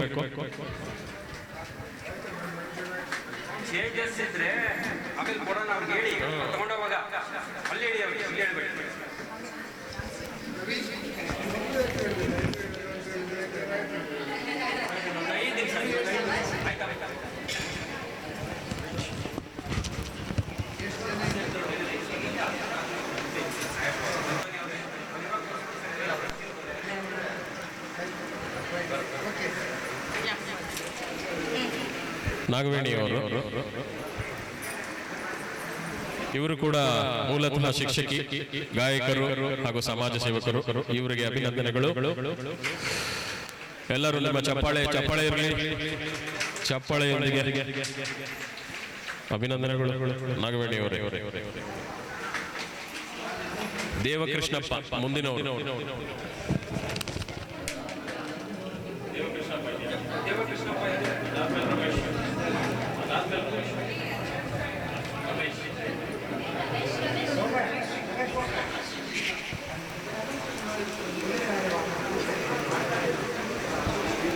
ದೇವಕೃಷ್ಣಪ್ಪ ಅವರು, ಇವರು ಕೂಡ ಗಾಯಕರು ಜೊತೆಗೆ ಸಮಾಜ ಸೇವಕರು. ಇವರಿಗೆ ಅಭಿನಂದನೆಗಳು. ನಿಮ್ಮೆಲ್ಲರೂ ಚಪ್ಪಾಳೆಯೊಂದಿಗೆ, ಚಪ್ಪಾಳೆ ಇರಬರಲಿ ಅವರಿಗೆ, ಜೋರಾಗಿ ಜೋರಾದ ಚಪ್ಪಾಳೆ. ಮುಂದಿನವರು ರಮೇಶ್, ರೆಡಿಯಾಗಿದೆ.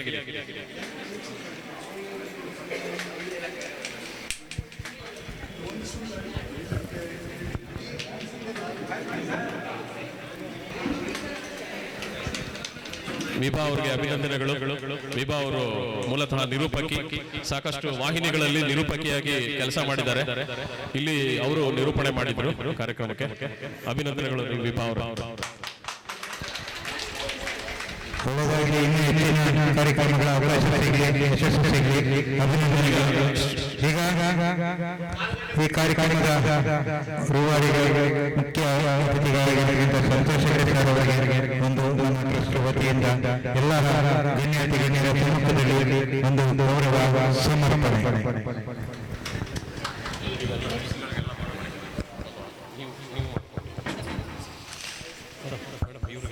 ಇವ್ರಿಗೂ ಮಾಡಿಸ್ಕೊಡಿ.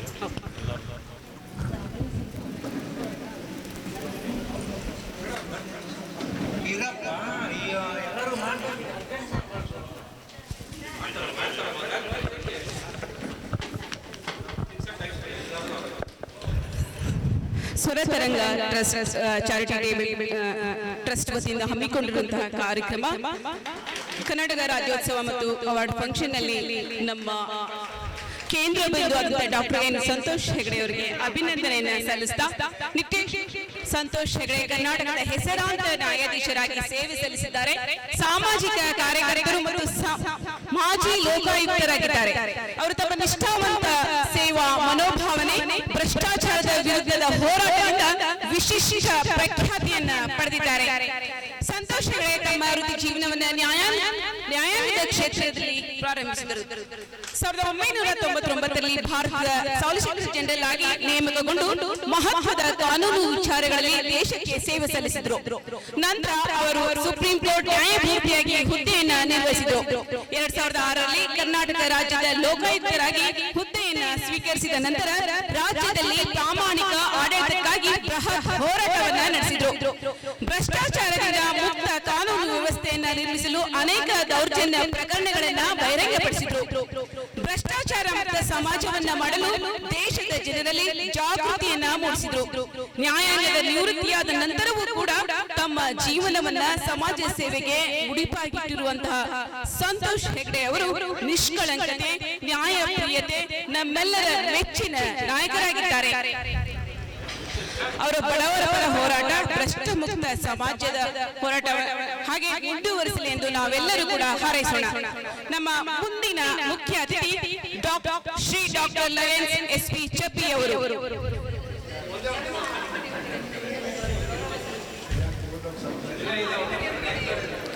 Doctor lion SP. ಚಬ್ಬಿ ನಿವೃತ್ತ ಸಹಾಯಕ ಪೊಲೀಸ್ ಅಧಿಕಾರಿ. ನಿವೃತ್ತ ಎಸ್.ಪಿ. ಚಬ್ಬಿ ಅವರು ಕ್ರೈಮ್ ಮತ್ತು ಪೊಲೀಸ್ ಸೇವಾ ಕ್ಷೇತ್ರದಲ್ಲಿ ಪ್ರಮುಖ ಪಾತ್ರವನ್ನ ವಹಿಸಿರುವ ವ್ಯಕ್ತಿ.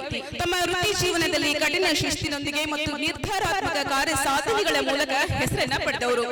ಪ್ರಾಮಾಣಿಕತೆ, ಶಿಸ್ತಿನ ಜೀವನ ಶೈಲಿ ಮತ್ತು ಜನಸಾಮಾನ್ಯರ ಪರವಾಗಿ ಕೆಲಸ ಮಾಡುವ ಪ್ರಜ್ಞೆ ಇಂದಿನ ಅಧಿಕಾರಿಗಳಿಗೆ ಸ್ಫೂರ್ತಿಯಾಗಿದೆ. ಗಾನ ಸಿಂಧು ಆಡಿಟೋರಿಯಂನಿಂದ ಸಾಹೇಬರಿಗೆ ಒಂದು ಸಣ್ಣ ಒಂದು ಸನ್ಮಾನ ಅವರ ವೈಯಕ್ತಿಕವಾಗಿ. ಸಂತೋಷ ಇದೆ ಸರ್. ದಯಮಾಡಿ ಎಲ್ಲರಿಗೂ ಕೂಡ ಊಟ ಇದೆ, ಲೇಟ್ ಆಗಿದೆ, ಯಾರು ಬೇಸರ ಮಾಡ್ಕೋಬಾರ್ದು. ಕಾರ್ಯಕ್ರಮ ಅಂದಾಗ ಸಮಯಗಳು ಕಷ್ಟ ಆಗ್ತದೆ ಮೇಂಟೈನ್ ಮಾಡೋದು, ಯಾಕೆಂದ್ರೆ ಸಾಹೇಬರು ಲೇಟ್ ಆಗ್ತಾ ಇದೆ. ಎಲ್ಲರೂ ಹೊರಗಡೆಯಿಂದ ಬಂದಿದ್ದಾರೆ, ಎಲ್ಲ ಹಲವಾರು ಜಿಲ್ಲೆಗಳಿಂದ ಬಂದಿದ್ದೀರಾ. ಯಾರು ಕೂಡ ಬೇಸರ ಮಾಡ್ಕೋಬಾರ್ದು. ಈ ಕಾರ್ಯಕ್ರಮ ಅನ್ನೋದೇ ಹಂಗೆ, ಕೆಲವು ಸಂದರ್ಭಗಳಲ್ಲಿ ಲೇಟ್ ಆಗ್ತವೆ. ದಯಮಾಡಿ ಎಲ್ಲರೂ ಒಂದು ವಿಶ್ವಾಸ ಇಟ್ಟು ಈ ಕಾರ್ಯಕ್ರಮಕ್ಕೆ ಬಂದಿದ್ದೀರಾ. ನಮ್ಮ ಸಂಸ್ಥೆಯವರು ಸುವರ್ಣ ಕರ್ನಾಟಕ ಮಾನವ ಸಂರಕ್ಷಣಾ ಸಂಸ್ಥೆಯ ಸಾಹೇಬರನ್ನ ಆಹ್ವಾನ ಮಾಡೋಕ್ಕೋಸ್ಕರ ಅಲ್ಲಿ ಇದನ್ನೇ ಕಾರ್ಡ್ ಕೊಡಕ್ಕೆ ಹೇಳಿದ್ದಾರೆ 4ನೇ ತಾರೀಕು ಕಾರ್ಯಕ್ರಮಕ್ಕೋಸ್ಕರ.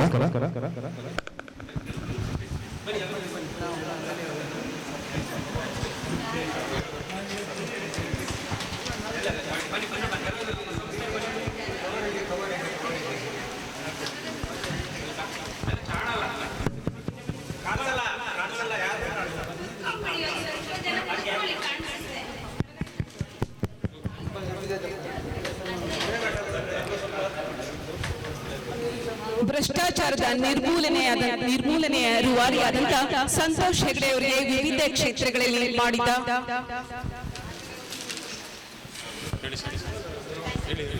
ಡಾಕ್ಟರ್ ಲಕ್ಷ್ಮೀಪತಿಯ ಮುಂದಿನ ಸಾಧಕರು ನಮ್ಮ ಮುಖ್ಯ ಅತಿಥಿಗಳು.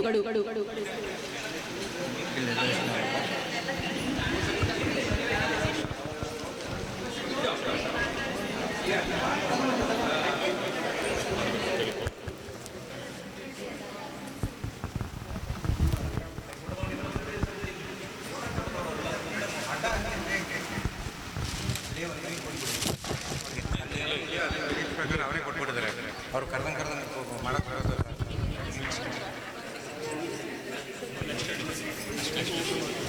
ಡಾಕ್ಟರ್ ಲಕ್ಷ್ಮೀಪತಯ್ಯ,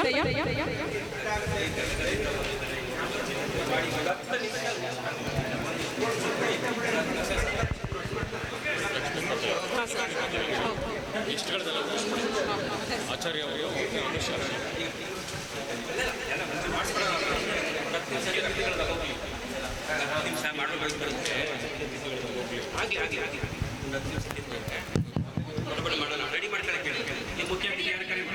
ಮುಖ್ಯ ಅತಿಥಿಗಳು ದಯವಿಟ್ಟು ಕೂತ್ಕೊಳ್ಬೇಕಾಗಿ ಮನವಿ.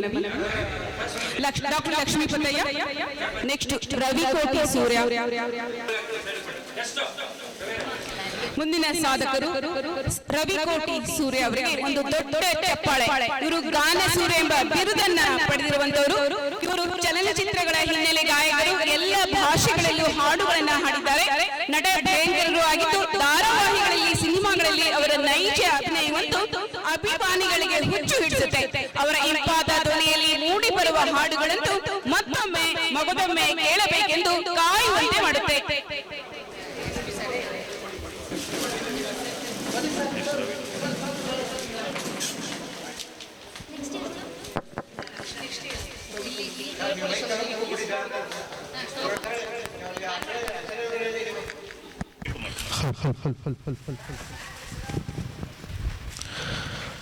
ಮುಂದಿನ ಸಾಧಕರು ನಮ್ಮ ಸ್ವರ ತರಂಗ ಟ್ರಸ್ಟ್ ರೂವಾರಿ SP ಆಚಾರ್ಯ ಸರ್, ದಯವಿಟ್ಟು ಈ ಸ್ಪೀಕರ್ ಪ್ರಶಸ್ತಿಯನ್ನು ಸ್ವೀಕರಿಸಬೇಕಾಗಿ ಕೋರಿಕೆ.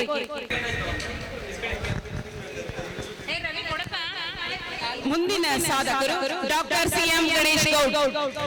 ಡಾಕ್ಟರ್ CM ಗಣೇಶ್ ಗೌಡ್ ಸಮಾಜ ಸೇವಕರು, ಸಂಸ್ಥಾಪಕ ರಾಜ್ಯಾಧ್ಯಕ್ಷರು, ಸುವರ್ಣ ಕರ್ನಾಟಕ ಮಾನವ ಹಕ್ಕುಗಳ ಸಂರಕ್ಷಣಾ ಸಂಸ್ಥೆಯ ರೂವಾರಿ. ಗಣೇಶ್ ಗೌಡ್ರಿಗೆ ಅಭಿನಂದನೆಗಳು. ಜೋರಾಗಿ ಚಪ್ಪಾಳೆ ಇರಲಿ ನಿಮ್ಮೆಲ್ಲರದು. ನಮ್ಮ ಮುಂದಿನ ಸಾಧಕರು ಶ್ರೀಮತಿ ಡಾಕ್ಟರ್ ಲಕ್ಷ್ಮಮ್ಮ. ಗಣೇಶ್ ಗೌಡ್ರಿಗೆ ಅಭಿನಂದನೆಗಳು. ಚಪ್ಪಾಳೆ ಬರಲಿ ಎಲ್ಲರದು ಚಪ್ಪಾಳೆ. ಶ್ರೀಮತಿ ಡಾಕ್ಟರ್ ಲಕ್ಷ್ಮಮ್ಮ ಇವರು ಎಲ್ಲರಿಗೂ ಚಿರಪರಿಚಿತರು. ಸಮಾಜ ಸೇವಕರು, ಅನೇಕ ಸಮಾಜಮುಖಿ ಕೆಲಸಗಳನ್ನ ಮಾಡಿದ್ದಾರೆ. ಭೀಮಾಬಾಯಿ ಮಹಿಳಾ ಸಂಘದ ರಾಜ್ಯಾಧ್ಯಕ್ಷರಾಗಿ ಸೇವೆ ಸಲ್ಲಿಸುತ್ತಿದ್ದಾರೆ. ಮುಂದಿನ ಸಾಧಕರು ಶ್ರೀ ಸೋಮರಾಜ್. ಮುಂದಿನ ಸಾಧಕರು ಶ್ರೀ ಮಂಜುನಾಥ್ ರೆಡ್ಡಿ. ಭೀಮಾಬಾಯಿ ಮಹಿಳಾ ಸಂಘದ ಅಧ್ಯಕ್ಷರು, ಭೀಮಾಬಾಯಿ ಜನಸೇವಾ ಟ್ರಸ್ಟ್ನ ಅಧ್ಯಕ್ಷರು ಶ್ರೀಮತಿ ಡಾಕ್ಟರ್ ಲಕ್ಷ್ಮಮ್ಮ, ಇವರಿಗೆ ಅಭಿನಂದನೆಗಳು. ಸಾಕಷ್ಟು ಸಮಾಜ ಸೇವೆಯಲ್ಲಿ ತೊಡಗಿದ್ದಾರೆ ಇವ್ರಿಗೆ ಒಳ್ಳೇದಾಗ್ಲಿ. ಲಕ್ಷ್ಮಮ್ಮ ಅವರು ಎಲ್ಲರೂ ಜೋರಾದ ಚಪ್ಪಾಳೆಯೊಂದಿಗೆ ಅಭಿನಂದನೆಗಳು ಡಾಕ್ಟರ್ ಲಕ್ಷ್ಮಮ್ಮ ಅವರೇ.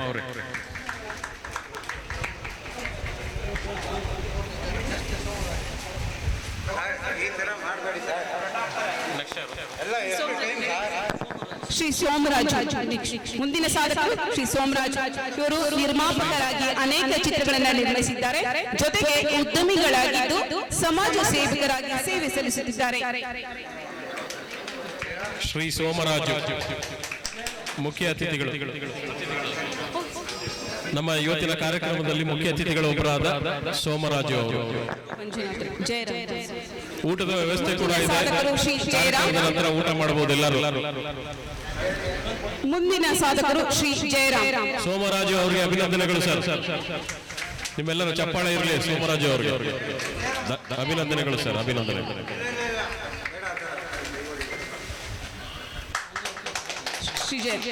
ಶ್ರೀ ಜಯರಾಮ್ ಅವರು ಸಮಾಜ ಸೇವಕರಾಗಿ ಗುರುತಿಸಿಕೊಂಡವರು. ಸಮಾಜದ ಶ್ರೇಯೋಭಿವೃದ್ಧಿಗಾಗಿ ತಮ್ಮ ಜೀವನವನ್ನ ಮುಡುಪಾಗಿಟ್ಟವರು. ಅವರ ಸಮಾಜ ಸೇವೆ ಹೀಗೆ ಮುಂದುವರೆಯಲೆಂದು ಹಾರೈಸೋಣ. ಮುಂದಿನ ಸಾಧಕರು ಶ್ರೀ ಮಂಜುನಾಥ್ ರೆಡ್ಡಿ. ಹಾಗೆ ಅವರ ಶ್ರೀಮತಿಯಾದ ಅನುಷಾ ರೆಡ್ಡಿ ಅವರಿಗೆ ಅಭಿನಂದನೆಗಳು.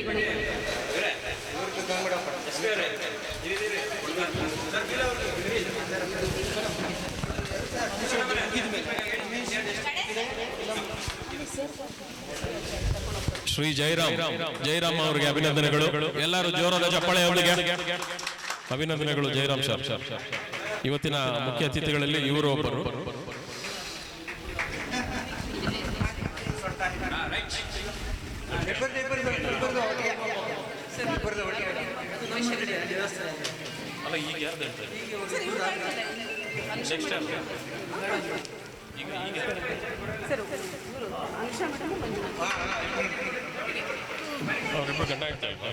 ಮಂಜುನಾಥ್ ಅವರು ಹಾಗೂ ಅನುಷಾ ಅವರು ದಂಪತಿಗಳು.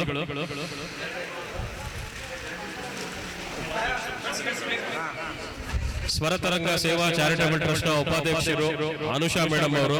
ಜೊತೆಗೆ ಅವರ ಪತಿ, ಅವರ ಹೆಸರನ್ನು ಮಂಜುನಾಥ್ ರೆಡ್ಡಿ ಅವರು. ಅಭಿನಂದನೆಗಳು ನಿಮಗೂ ಕೂಡ. ಸಮಾಜ ಸೇವಕರು ಸಾಕಷ್ಟು ಕೆಲಸಗಳನ್ನು ಮಾಡಿದ್ದಾರೆ. ಅಭಿನಂದನೆಗಳು. ಅವರಿಬ್ಬರಿಗೆ ಮುಖ್ಯ ಅತಿಥಿಗಳಿಂದ ಸನ್ಮಾನ. ಜೋರಾದ ಚಪ್ಪಾಳೆ ಇರಲಿ ನಿಮ್ಮೆಲ್ಲರದು.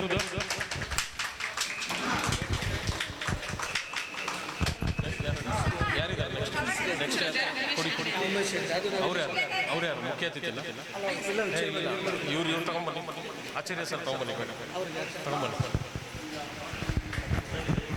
ಅಭಿನಂದನೆಗಳು ದಂಪತಿಗಳಿಗೆ, ಸಮಾಜ ಸೇವೆಯಲ್ಲಿ ತೊಡಗಿದ್ದಾರೆ. ಒಳ್ಳೆಯದಾಗಲಿ ನಿಮಗೆ.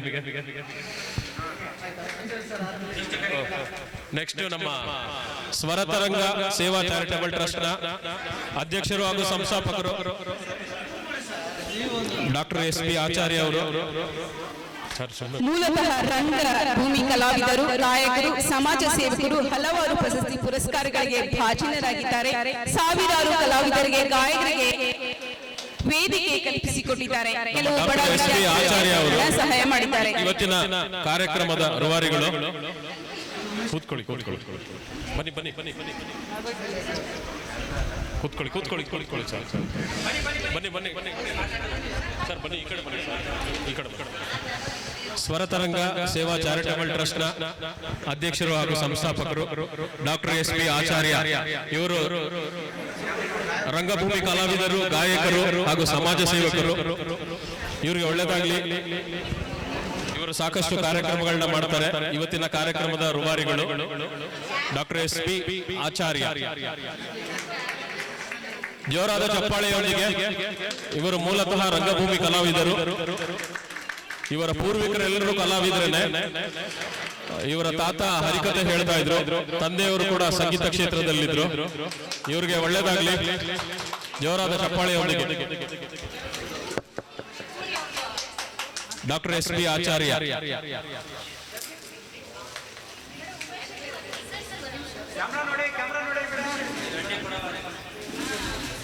ಜೋರಾದ ಚಪ್ಪಾಳೆಯೊಂದಿಗೆ ಡಾಕ್ಟರ್ SP ಆಚಾರ್ಯ ಅವರಿಗೆ ಒಳ್ಳೆಯದಾಗಲಿ. ಇದೇ ರೀತಿ ಕಾರ್ಯಕ್ರಮಗಳನ್ನ ಆಯೋಜಿಸಲಿ ಅಂತ ಕೇಳ್ಕೊಳ್ತೀನಿ.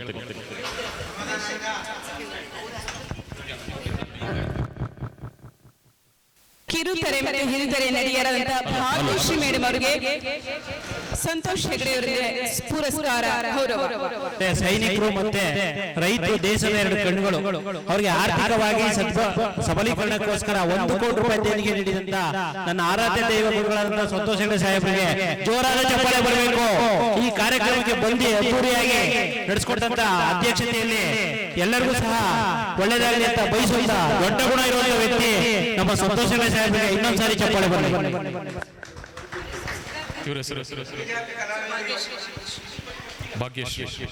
ಭಾಗ್ಯಶ್ರೀ ಮೇಡಮ್ ಅವರು ಕಲಾವಿದರು, ಇವತ್ತಿನ ಮುಖ್ಯ ಅತಿಥಿಗಳಲ್ಲಿ ಒಬ್ಬರು. ಅಭಿನಂದನೆಗಳು.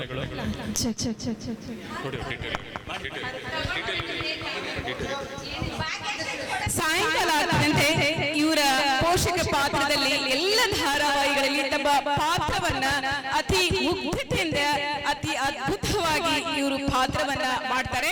ನಾವೆಲ್ಲರೂ ಕೂಡ ಅವರ ಪಾತ್ರಗಳನ್ನ ಮೆಚ್ಚಿಕೊಂಡಿದ್ದೀವಿ.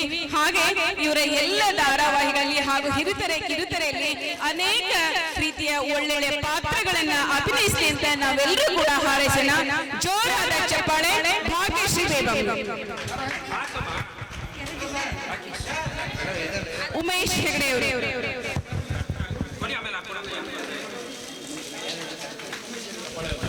ರಾಣಿ ಮೂವಿ ಪ್ರೊಡ್ಯೂಸರ್ ನಮ್ಮ ಸಭೆಯಲ್ಲಿ ಆಗಮಿಸಿದ್ದಾರೆ.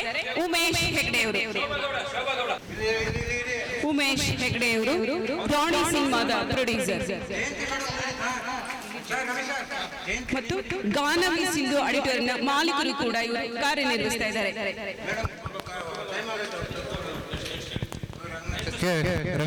ಶೋಭಾಗೌಡ ಮುಂದಿನ ಸಾಧಕರು ಶೋಭಾಗೌಡ.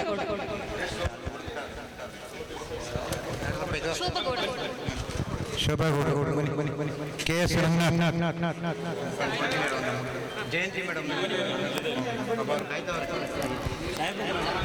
ಮುಂದಿನ ಸಾಧಕರು ತಯಾರಿಯಲ್ಲಿರಬೇಕು. ನಮ್ಮ ಗಾನ ಸುದೆಯ ಸ್ಪರ್ಧೆಯ ತೀರ್ಪುಗಾರರಾದ ಜಯಂತಿ ಶ್ರೀನಿವಾಸ್ ಮೇಡಮ್ ಅವರು ಪುರಸ್ಕಾರವನ್ನು ಸ್ವೀಕರಿಸಬೇಕಾಗಿ ಕೋರಿಕೆ. ಮುಂದಿನ ಸಾಧಕರು ಜಯಂತಿ ಶ್ರೀನಿವಾಸ್.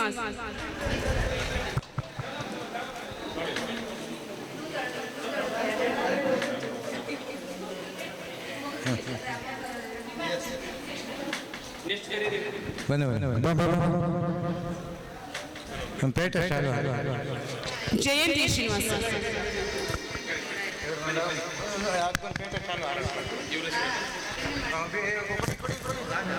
ಜಯಂತಿ ಶ್ರೀನಿವಾಸ್ ಮೇಡಮ್.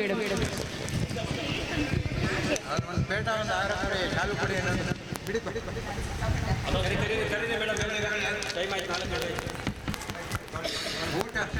ದಯವಿಟ್ಟು ಊಟ ಮಾಡಬೇಕು. ಊಟ ಬಂದಿದೆ, ಮೇಲೆ ಊಟದ ವ್ಯವಸ್ಥೆ ಆಗಿದೆ, ಊಟ ಮಾಡಬೇಕು.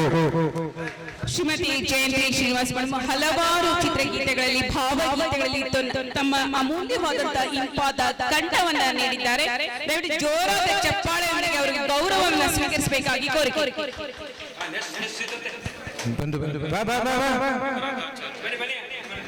ರಂಗನಾಥ್ ಆಚಾರ್ಯ ಸರ್. ಬನ್ನಿ ಸರ್, ಆಗೋಯ್ತು ಬನ್ನಿ ಸರ್, ಬೇಜಾರಾಗಬೇಡಿ. ಏನ್ ಮಾಡ್ತೀರಾ ಕಾರ್ಯಕ್ರಮ? ರಂಗನಾಥ್ ಆಚಾರ್ಯ ಸರ್. ಇದು ಶಿವಕುಮಾರ್ ಕೇಸರ್ಕರ್ ಅಂತ ಇದೆ, ಶಿವಕುಮಾರ್ ಕೇಸರ್ಕರ್ ಅಂತ.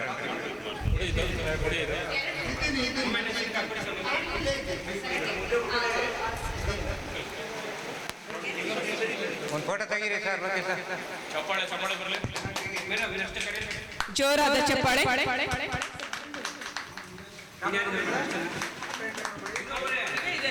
ಶಿವಕುಮಾರ್ ಕೇಸರ್ಕರ್ ನೋಡಿ.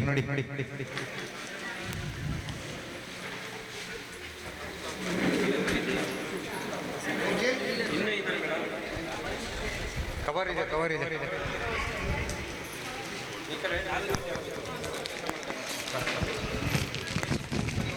ಶ್ರೀ ಗೌರಿ ಚಲನಚಿತ್ರ ನಟಿ, ನಿರ್ದೇಶಕರು, ನಿರ್ಮಾಪಕರು, ಗಾಯಕರು, ಸಮಾಜ ಸೇವಕರು, ಮುಂದಿನ ಸಾಧಕರು.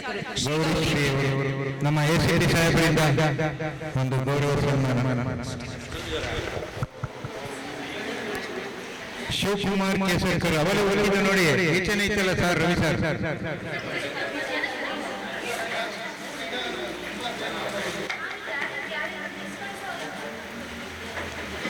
ನಾನು ಅದಕ್ಕೆ ಹೇಳಿ ಹಿಂದೆಗಡೆ ಬನ್ನಿ, ಹೇಳಿ.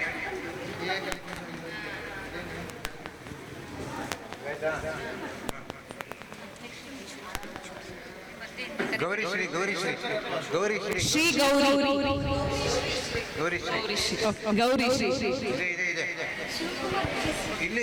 ಮುಂದಿನ ಸಾಧಕರು ಶ್ರೀದೇವಿ, ಗಾಯಕರು, ಉಪನ್ಯಾಸಕರು. ಮುಂದಿನ ಸಾಧಕರು ಶ್ರೀದೇವಿ, ಗಾಯಕರು, ಉಪನ್ಯಾಸಕರು. ಮುಂದಿನ ಸಾಧಕರು ಎಲ್ಲರೂ ರೆಡಿಯಾಗಿರಿ. ಶ್ರೀಮತಿ ಜಯಂತಿ ಶ್ರೀನಿವಾಸ್ ಅವರದಾಗಿದೆ. ಶ್ರೀಮತಿ ಶೋಭಾ ಗೌಡ ಅವರು ಕೂಡ ಮುಗಿದಿದೆ.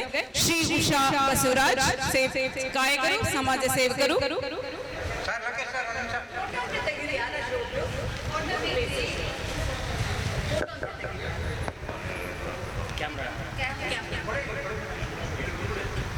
ಯಾರು ಕರೆದ್ರು ಹೇಳಿ?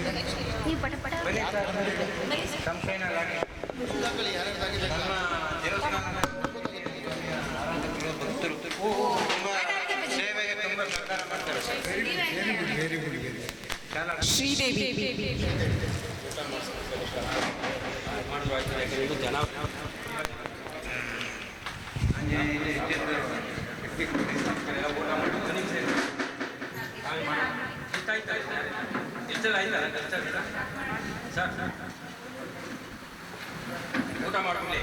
ಬೇಡ ಸರ್, ಬೇಡ, ಇನ್ನು ಸ್ವಲ್ಪ ಇದೆ, ಮುಗಿಸ್ಬಿಡೋಣ. ಬೇಡ ಸರ್, ಗೌರಿಶ್ರೀ ಅವರು ಇಲ್ಲ, ಇನ್ನು ಸ್ವಲ್ಪ ಇದೆ, ಬಿಡಿ ಸರ್, ಮುಗಿಸ್ಬಿಡೋಣ. ಊಟ ಬಂದಿದೆ, ದಯವಿಟ್ಟು ಊಟ ಮಾಡ್ಕೊಂಡು ಹೋಗ್ಬೇಕಿದ್ರು. ಅಲ್ಲ ಉಷಾ ಬಸವರಾಜ್.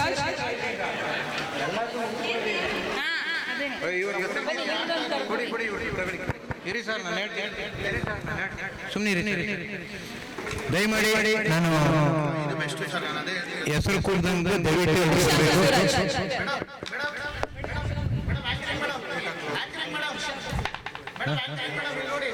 ಶ್ರೀಮತಿ ಸುಶೀಲಾ ಜಯರಾಮ್.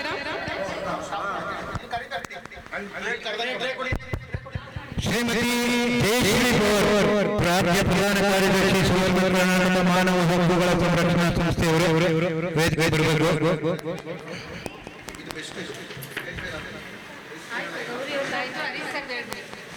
ಹಾಗೆ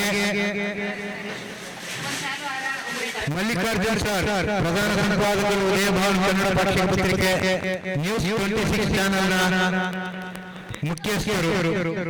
ನೆಕ್ಸ್ಟ್ ಆಯ್ತಾ? ಮೂಮೆಂಟ್ ತೆಗೀರಿ. ಮಲ್ಲಿಕಾರ್ಜುನ್ ಸರ್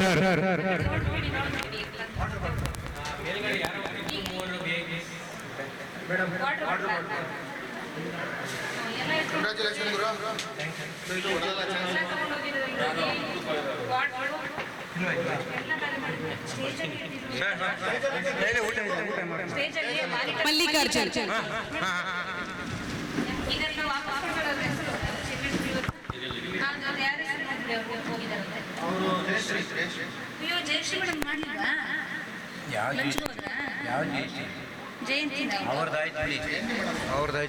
ಶ್ರೀಮತಿ ವಿಜಯಲಕ್ಷ್ಮಿ ಗಾಯಕರು ಗಾನವ ಸಿಂಧು ಆಡಿಟೋರಿಯಂ ಮಾಲೀಕರು ಸಮಾಜ ಸೇವಕರು ಶ್ರೀಮತಿ ವಿಜಯಲಕ್ಷ್ಮಿ ಮೇಡಮ್ ವಿಭಾ ಮೇಡಮ್ ನಾನು ಕೂಗ್ತಾ ಇದ್ದೀನಿ ಕನ್ಫ್ಯೂಸ್ ಆಗ್ಬಿಡ್ತದೆ ಈಗ ವಿಜಯಲಕ್ಷ್ಮಿ ಅವ್ರದ್ದು ಹೇಳಿದ್ರ ಹಾ ವಿಜಯಲಕ್ಷ್ಮಿ ಮೇಡಮ್ ಬಂದ್ಬಿಡಿ ಇಲ್ವಾ ಶ್ರೀಮತಿ ಸುಶೀಲಾ ಜಯರಾಮ್ ಅವರು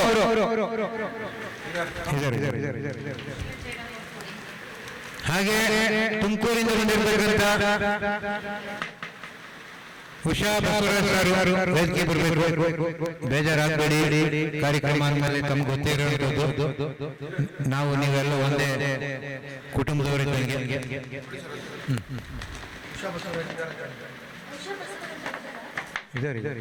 ಹಾಗೆ ಮಿಸೆಸ್ ಸತೀಶ್ ಸರ್ ಅವರು ಸಂಸ್ಥಾಪಕ ರಾಜ್ಯಾಧ್ಯಕ್ಷರು ಅಖಿಲ ಕರ್ನಾಟಕ ಕಾರ್ಮಿಕ ಪ್ರಜಾ ವೇದಿಕೆಯವರು ಅವರು ಕೂಡ ನಮ್ಮ ಒಂದು ಆತಿಥ್ಯವನ್ನು ಸ್ವೀಕಾರ ಮಾಡಬೇಕು ಅಂತ ಹೇಳಿ ಕೇಳ್ಕೊಳ್ತಾ ಇದ್ದೀನಿ.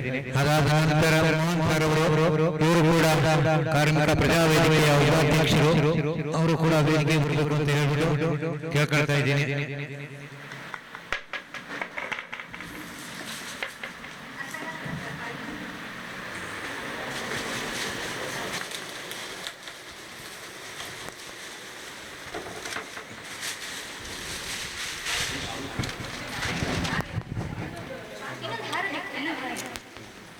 ಸತೀಶ್ವರ ಇನ್ನೊಂದು ದಯವಿಟ್ಟು ಬೇಜಾರು ಮಾಡ್ಕೊಂಡು ಬಸವರಾಜ್ ಸರ್ ಕಾರ್ಯಕ್ರಮ ಮೇಲೆ ಗೊತ್ತು ಅದು ನಮ್ಮ ಬಳಗ ಜಾಸ್ತಿ.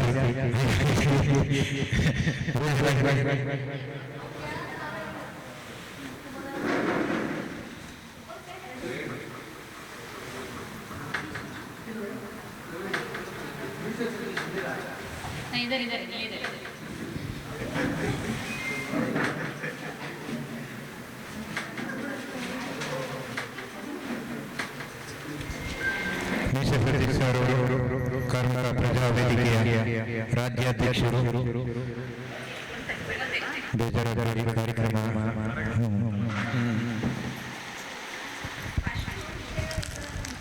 ಎಸಿಪಿ ಸಾಹೇಬರಿಂದ ಇವರಿಗೊಂದು ಗೌರವ ಸಮರ್ಪಣೆ.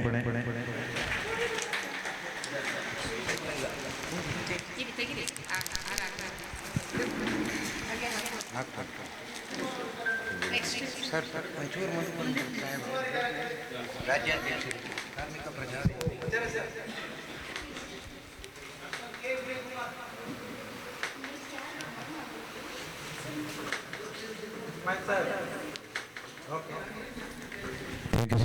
ಇಷ್ಟೊತ್ತು ಸಮಯ ಕೊಟ್ಟಿದ್ದಕ್ಕೆ ತುಂಬ ಧನ್ಯವಾದಗಳು. ಮೋಹನ್ ಸರ್ ಇವರು ಕೂಡ ಕಾರ್ಮಿಕ ಪ್ರಜಾ ವೇದಿಕೆಯ ರಾಜ್ಯ ಉಪಾಧ್ಯಕ್ಷರು. Mohan sir Sundara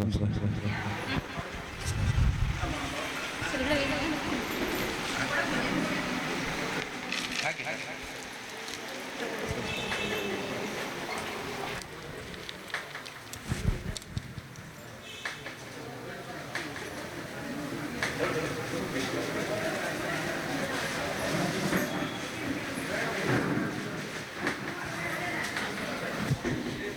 you sir.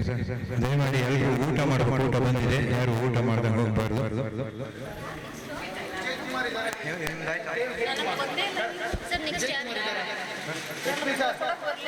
K Vijay Kumar ಇದ್ದಾರೆ, ಮುಂದೆ ದಯವಿಟ್ಟು ಮುಂದೆ ಬನ್ನಿ.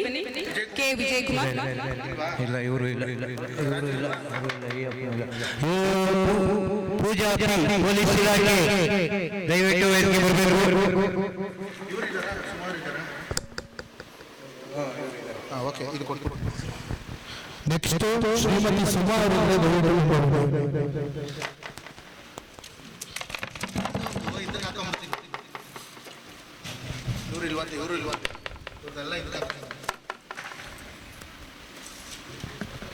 ಶ್ರೀಮತಿ ಸುಮಾ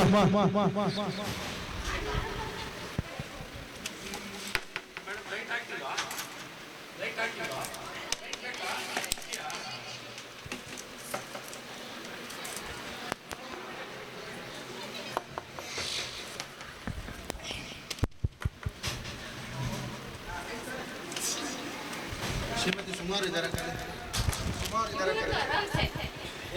ಅಕ್ಕ ಸುಮಾರು ಇದ್ದಾರೆ ಕಲಿ. ನೆಕ್ಸ್ಟ್ ಯಾರು?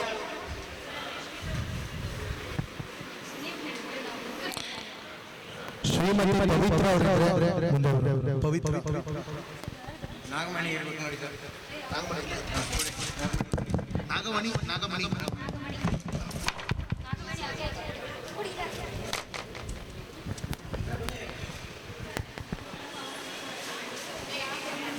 ಸತೀಶ್ ಅವ್ರದ್ದೊಂದು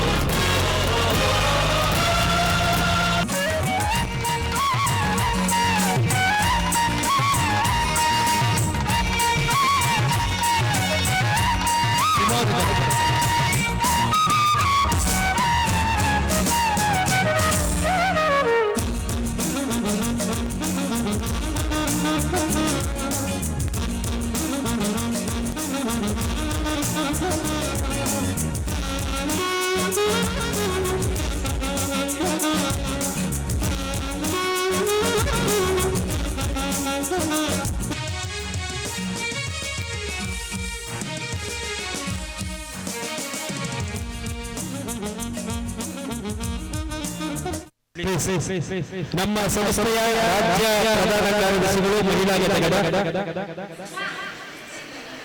ಜಯಶ್ರೀ ಪವರ್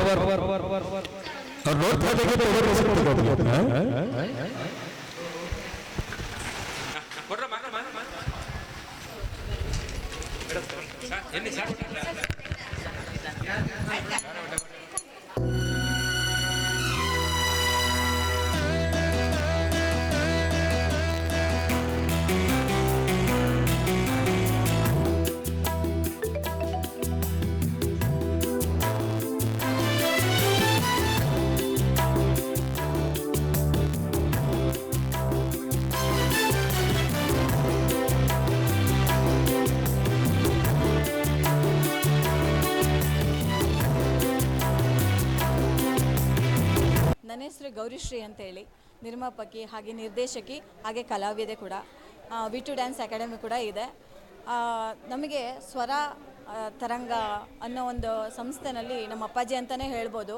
ಅವರು ಭಾಳ ಅದ್ಭುತವಾಗಿ ಕನ್ನಡ ರಾಜ್ಯೋತ್ಸವ ಮಾಡಿದ್ದಾರೆ. ಇದ್ರ ಬಗ್ಗೆ ನಾನು ಹೇಳಬೇಕಂದ್ರೆ ಭಾಳ ಖುಷಿ ಅಂತ ಅನಿಸುತ್ತೆ. ಯಾಕಂದರೆ ಇಷ್ಟು ಜನಕ್ಕೆ 50ರಿಂದ 70 ಜನಕ್ಕೆ ಸನ್ಮಾನ ಮಾಡಿ ಅವ್ರಿಗೆ ಅವಾರ್ಡ್ನ ಕೊಟ್ಟು ಸೊ ಇಷ್ಟೆಲ್ಲ ಗೌರವ ಸಲ್ಲಿಸೋದಕ್ಕೆ ಸಾಮಾನ್ಯ ಕೆಲಸ ಅಂತೂ ಅಲ್ವೇ ಅಲ್ಲ. ಸೊ ಅವರಿಗೆ ನಮ್ಮ ತುಂಬ ಹೃದಯದ ಧನ್ಯವಾದಗಳನ್ನ ಹೇಳೋದಕ್ಕೆ ಇಷ್ಟಪಡ್ತೀನಿ. ಹಾಗೆ ನಿಮಗೆಲ್ಲ ಹೇಳೋದು ಒಂದೇನೆ, ಪ್ರತಿಯೊಬ್ಬರೂ ಕೂಡ ನಾವು ಗುರುತಿಸ್ಕೋಬೇಕು ಅಂತಂದರೆ ನಮ್ಮ ಅಪ್ಪಾಜಿ ಥರ ಒಬ್ಬ ವ್ಯಕ್ತಿ ನಿಲ್ಲಬೇಕಾಗತ್ತೆ. ಯಾಕಂದರೆ ಈಗಿನ ಸಿಚುವೇಶನ್ಸ್ಗಳಲ್ಲಿ ನಂದು ಮತ್ತು ನನಗೋಸ್ಕರ ಅಂತ ಕೆಲಸ ಮಾಡ್ತಾರೆ. ಆದರೆ ಈಗಿನ ಸಿಚುವೇಶನ್ಸ್ಗಳಲ್ಲಿ ಇವರು ನನ್ನಿಂದ ಏನಾದರೂ ಜನಕ್ಕೆ ಸಹಾಯ ಆಗಬೇಕು, ನನ್ನಿಂದ ಏನಾದರೂ ಒಂದು ಕೆಲಸ ಒಳ್ಳೆ ಕೆಲಸಗಳು ಆಗಬೇಕು, ಬಡಬಗ್ಗರಿಗೆ ಒಂದು ದಾನ ಧರ್ಮ ಆಗ್ಬೋದು ಅಂತ ಪ್ರತಿಯೊಂದು ಕೂಡ ಅವರು ಜೊತೆಯಲ್ಲೇ ನಿಂತು ಕೆಲಸಗಳನ್ನ ಮಾಡ್ಕೊಂಡು ಹೋಗ್ತಿದ್ದಾರೆ. ಅವರು ಬೆಳೆಯೋದಲ್ಲದೆ ಅವ್ರ ಜೊತೆಯಲ್ಲೂ ಕೂಡ ಸಾಕಷ್ಟು ಜನನ ಬೆಳೆಸ್ಕೊಂಡು ಹೋಗ್ತಿದ್ದಾರೆ. ನಿಜಕ್ಕೂ ನಮಗೆ ತುಂಬ ತುಂಬ ಖುಷಿ ಅನಿಸುತ್ತೆ. ಆಂಜನೇಯನ ಭಕ್ತರಾಗಿ ನನಗೆ ನಿಜವಾಗ್ಲೂ ಗೊತ್ತಿರಲಿಲ್ಲ. ಫಸ್ಟು ಆಂಜನೇಯರ ಭಕ್ತರಾಗಿ ಅವ್ರದ್ದೇ ದೇವಸ್ಥಾನ ಇದೆ. ಸೊ ದೇವಸ್ಥಾನ ಇದ್ರೂ ಕೂಡ ನಮಗೆ ಗೊತ್ತೇ ಆಗಲ್ಲ. ಅಷ್ಟು ರೀತಿಯಲ್ಲಿ ಒಬ್ಬ ಪೂಜಾರಿ ಹೇಗಿರ್ಬೇಕು ಹಾಗಂತೂ ಇರೋದೇ ಇಲ್ಲ ಬಿಡಿ ಇಲ್ಲಿ. ಯಾಕೆಂದರೆ ಎಲ್ಲರೂ ಫ್ರೆಂಡ್ಸ್ ಆಗಿ, ಎಲ್ಲರನ್ನೂ ಮಕ್ಕಳ ಥರ, ಒಬ್ಬರನ್ನ ಸ್ನೇಹಿತೆ ಆಗಿ ಬಹಳ ಚೆನ್ನಾಗಿ ಅವರು ಅದ್ಭುತವಾಗಿ ಕಾರ್ಯಕ್ರಮ ನಡೆಸ್ಕೊಂಡು ಹೋಗ್ತಾರೆ. ಎಲ್ಲರೂ ಬಂದವರಿಗೆ ಸಹೋದರಿಗಿಂತ ಹೆಚ್ಚಾಗಿ ನೋಡ್ತಾರೆ. ಅವರಿಗೆ ನಮ್ಮೆಲ್ಲರ ಕಡೆಯಿಂದ ತುಂಬ ಹೃದಯದ ಧನ್ಯವಾದಗಳನ್ನ ಹೇಳೋದಕ್ಕೆ ಇಷ್ಟಪಡ್ತೀನಿ. ಆದರೆ ಒಂದು ಮಾತು, ಪ್ರತಿಯೊಬ್ಬ ಮನುಷ್ಯನೂ ಕೂಡ ಕಷ್ಟದಿಂದ ಮೇಲೆ ಬಂದಿರ್ತಾರೆ. ಹಾಗೆ ಅವರು ಕೂಡ ಒಂದೊಂದೇ ಮೆಟ್ಲು ಹತ್ತಿ ಬಂದಿರ್ತಾರೆ. ಯಾಕಂದರೆ ಸಾಕಷ್ಟು ಜನ ಸಾಕಷ್ಟು ಮಾತಾಡ್ತಾ ಇರ್ತಾರೆ, ಅದಕ್ಕೆಲ್ಲ ಅವ್ರು ಕೇರೇ ಮಾಡೋಕ್ಕೆ ಹೋಗಲ್ಲ. ಯಾಕಂತಂದರೆ ಅವ್ರ ಕಷ್ಟ ಏನಂತ ಈ ಥರ ಒಂದು ಕಾರ್ಯಕ್ರಮಗಳನ್ನ ಮಾಡಬೇಕಾದ್ರೆ ಅವ್ರ ಕಷ್ಟಗಳು ಏನು ಅಂತ ಅವರಿಗೆ ಗೊತ್ತಿರುತ್ತೆ. ಸೊ ಹಾಗಾಗಿ ದಯಮಾಡಿ ನಿಮ್ಮ ಕೈಲಿ ಒಳ್ಳೆ ಕೆಲಸ ಮಾಡೋಕ್ಕಾಗುತ್ತೋ ಇಲ್ವೋ ಗೊತ್ತಿಲ್ಲ, ಆದರೆ ಕೆಟ್ಟದನ್ನಂತೂ ಯೋಚನೆ ಮಾಡಬೇಡಿ, ಕೆಟ್ಟದಾಗಂತೂ ಪ್ರಚಾರ ಮಾಡಬೇಡಿ. ದಯಮಾಡಿ ನಾನು ಇಷ್ಟೇ ಕೇಳ್ಕೊಳೋದು, ನಮಗೆ ಈ ಒಂದು ಸಂಸ್ಥೆಗೆ ಒಳ್ಳೆಯದಾಗಲಿ ಅಂತ ಹೇಳಿ ನಾನು ತುಂಬ ಹೃದಯದ ಧನ್ಯವಾದಗಳನ್ನ ಹೇಳೋದಕ್ಕೆ ಇಷ್ಟಪಡ್ತೀನಿ. ಅಪ್ಪಾಜಿಗೆ ಆಯುಸ್ಸು, ಆರೋಗ್ಯ, ಐಶ್ವರ್ಯ ಎಲ್ಲವನ್ನೂ ಕೊಟ್ಟು ಕಾಪಾಡಲಿ. ಸಾಕಷ್ಟು ಜನ ಸಾಕಷ್ಟು ಮಾತಾಡಲಿ. ಅವ್ರು ಯಾವುದಕ್ಕೂ ತಲೆ ಕೆಡಿಸ್ಕೊಳಲ್ಲ. ಒಂದೇ ಗೂಳಿ ಥರ ನುಗ್ತಿದ್ದಾರೆ, ಗೂಳಿ ಥರ ಗೆದ್ದು ಬರ್ತಾರೆ. ಅವ್ರ ಜೊತೆ ನಾವೆಲ್ಲರೂ ಇರ್ತೀವಿ. ಅವ್ರ ಆಶೀರ್ವಾದ ನಮ್ಮ ಮೇಲೆ ಯಾವತ್ತೂ ಇರುತ್ತೆ. ಧನ್ಯವಾದಗಳು. ಸ್ವರ ತರಂಗ ಸೇವಾ ಟ್ರಸ್ಟ್ ಇವತ್ತು ನಮ್ಮ ಗಾನವಿ ಸಿಂಧು ಆಡಿಟೋರಿಯಂನಲ್ಲಿ ಮೂಡಿ ಬಂದಂಥ ಕಾರ್ಯಕ್ರಮ ನೀವೆಲ್ಲ ನೋಡ್ತಾ ಇರ್ಬೋದು. ತುಂಬ ಅದ್ಭುತವಾಗಿ ಮೂಡಿ ಬಂದಿದೆ. ಯಾಕಂದರೆ ಈ ಥರ ಕಾರ್ಯಕ್ರಮಗಳು ಸರ್ವೇ ಸಾಮಾನ್ಯ. ಅದರಲ್ಲೂ ಸಂತೋಷ್ ಹೆಗಡೆ ಅವರು ಬಂದು ನಮ್ಮ ಆಡಿಟೋರಿಯಂಗೆ ಕಾಲಿಟ್ಟಿದ್ದಾರೆ ಅಂದರೆ ತುಂಬ ಖುಷಿಯಾಗುತ್ತೆ. ಸೊ ಈ ಕಾರ್ಯಕ್ರಮನ ನಮ್ಮ ಅಪ್ಪಾಜಿ ಅಂತಲೇ ಕರಿತೀನಿ. ನಾನು ಯಾವತ್ತೂ ಅವ್ರ ಹೆಸರು ಹೇಳಲ್ಲ, ಯಾವತ್ತೂ ಹೇಳಿಲ್ಲ, ಅಪ್ಪಾಜಿ ಅಂತಲೇ ಕರೆಯೋದು.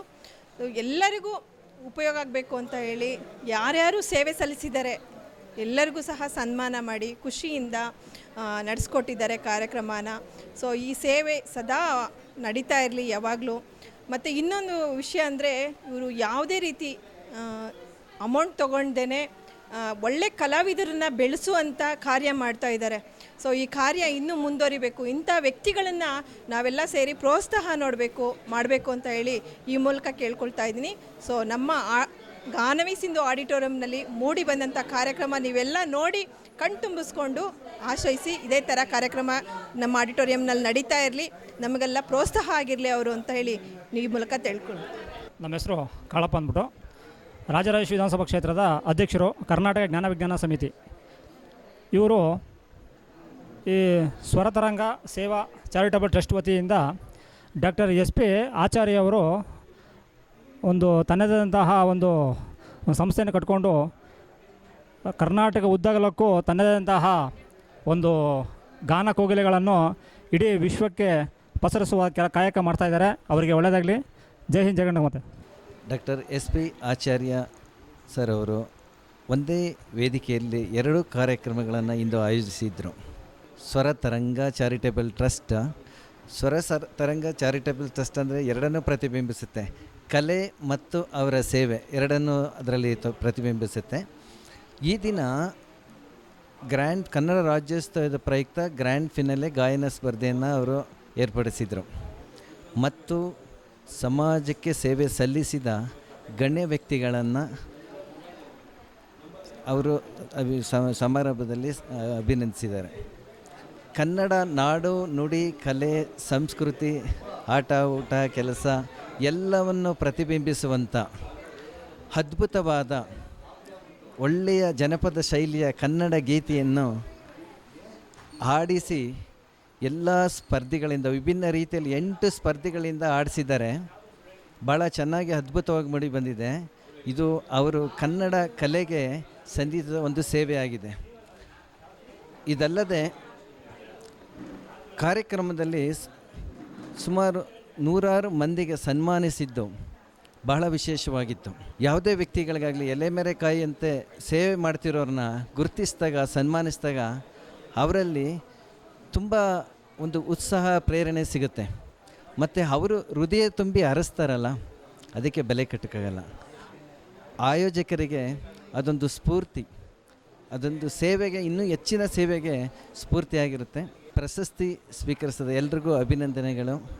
ಇವು ಇಷ್ಟೇ ಅಲ್ಲದೆ ನಮ್ಮ ಆಯೋಜಕರು ಡಾಕ್ಟರ್ SP ಆಚಾರ್ಯ ಸರ್ ಅವರು ಸೇವೆಗಳಲ್ಲಿ ಬಡವರಿಗೆ, ನಾನಾ ಕಷ್ಟದಲ್ಲಿರೋರಿಗೆ, ಕ್ಯಾನ್ಸರ್ ಇರುವಂಥವ್ರಿಗೆ, ಮತ್ತು ಪ್ರತಿಭೆಗಳಿಗೆ ಸ್ಪರ್ಧೆಯನ್ನು, ವೇದಿಕೆಯನ್ನು ಕಲ್ಪಿಸಿ ಭಾಳಷ್ಟು ಸಹಾಯ ಮಾಡ್ತಿದ್ದಾರೆ. ಅವರಿಗೆ ಒಳ್ಳೆಯದಾಗಲಿ, ಅಭಿನಂದನೆಗಳು. ಮತ್ತು ಎಲ್ಲರೂ ಅವ್ರನ್ನ ಪ್ರೋತ್ಸಾಹಿಸೋಣ. ಡಾಕ್ಟರ್ SP ಆಚಾರ್ಯ ಸರ್ ಅವರು ಬಹಳಷ್ಟು ಒಳ್ಳೆಯ ಕೆಲಸಗಳನ್ನು, ಕೊಡುಗೆಗಳನ್ನು ನಮ್ಮ ಸಮಾಜಕ್ಕೆ, ಕನ್ನಡ ನಾಡಿಗೆ ನೀಡ್ತಿದ್ದಾರೆ. ಅವರಿಗೆಲ್ಲ ಒಳ್ಳೆಯದಾಗಲಿ. ಧನ್ಯವಾದಗಳು. ನನ್ನ ಹೆಸರು ಅನೂಪ್ ಶೆಟ್ಟಿ ಅಂತ, ನಾನು ಉಡುಪಿ ಜಿಲ್ಲೆಯಿಂದ ಬಂದಿದ್ದೇನೆ. ಡಾಕ್ಟರ್ SP ಆಚಾರ್ಯ ಅವರ ಸ್ವರತರಂಗ ಚಾರಿಟೇಬಲ್ ಟ್ರಸ್ಟ್ ವತಿಯಿಂದ ಅದ್ಧೂರಿಯಾದ ಒಂದು ಸಂಗೀತ ಕಾರ್ಯಕ್ರಮವನ್ನು ಹಮ್ಮಿಕೊಂಡಿದ್ದಾರೆ. ಅದು ಇಂದಿನ ಕಾರ್ಯಕ್ರಮದಲ್ಲಿ ನಿವೃತ್ತ ಲೋಕಾಯುಕ್ತ ನ್ಯಾಯಮೂರ್ತಿಗಳಾಗಿರ್ತಕ್ಕಂಥ ಡಾಕ್ಟರ್ ಸಂತೋಷ್ ಹೆಗ್ಡೆ ಅವರು ಹಾಗೂ DCP ಚೆಡ್ಡಿ ಅವರ ನೇತೃತ್ವದಲ್ಲಿ ಒಂದು ಕಾರ್ಯಕ್ರಮ ಭಾಳ ಅದ್ಧೂರಿಯಾಗಿ ಮೂಡಿ ಬಂದಿರತಕ್ಕಂಥದ್ದು ಒಂದು ಹೆಮ್ಮೆ ವಿಚಾರ. ಹಾಗೂ ನಾವೆಲ್ಲ ಒಂದು ಗಾಯಕಿಯರು ಬಂದು ಭಾಗವಹಿಸಿರುವುದು ಒಂದು ಸಂತೋಷದ ವಿಚಾರ ಹಾಗೂ ಮನಪೂರ್ವಕವಾಗಿ ಖುಷಿ ಕೊಟ್ಟಿದೆ. ಎಲ್ಲರಿಗೂ ಧನ್ಯವಾದಗಳು. ಮತ್ತು ಹೆಚ್ಚಿನ ದಿನಗಳಲ್ಲಿ ಈ ಥರ ಒಂದು ಕಾರ್ಯಕ್ರಮದಲ್ಲಿ ಭಾಗವಹಿಸುವುದು ಒಂದು ಮುಂದಿನಕ್ಕೆ ನೋಡಿಕೊಳ್ಳೋದು ಖುಷಿ ಕೊಡ್ತಾಯಿದೆ. ಹಾಗೂ ಇನ್ನೂ ಮುಂದೆ ಭಾಗವಹಿಸೋದಕ್ಕೆ ಇಚ್ಛೆ ಪಡ್ತೇವೆ. ಎಲ್ಲ ಕನ್ನಡದ ಮನಸ್ಸುಗಳಿಗೆ ಕನ್ನಡ ರತ್ನ ಹರೀಶ್ ಮಾಡುವ ನಮಸ್ಕಾರಗಳು. ಈ ದಿನ ಸ್ವರತರಂಗ ಸೇವಾ ಚಾರಿಟೇಬಲ್ ಟ್ರಸ್ಟ್ ವತಿಯಿಂದ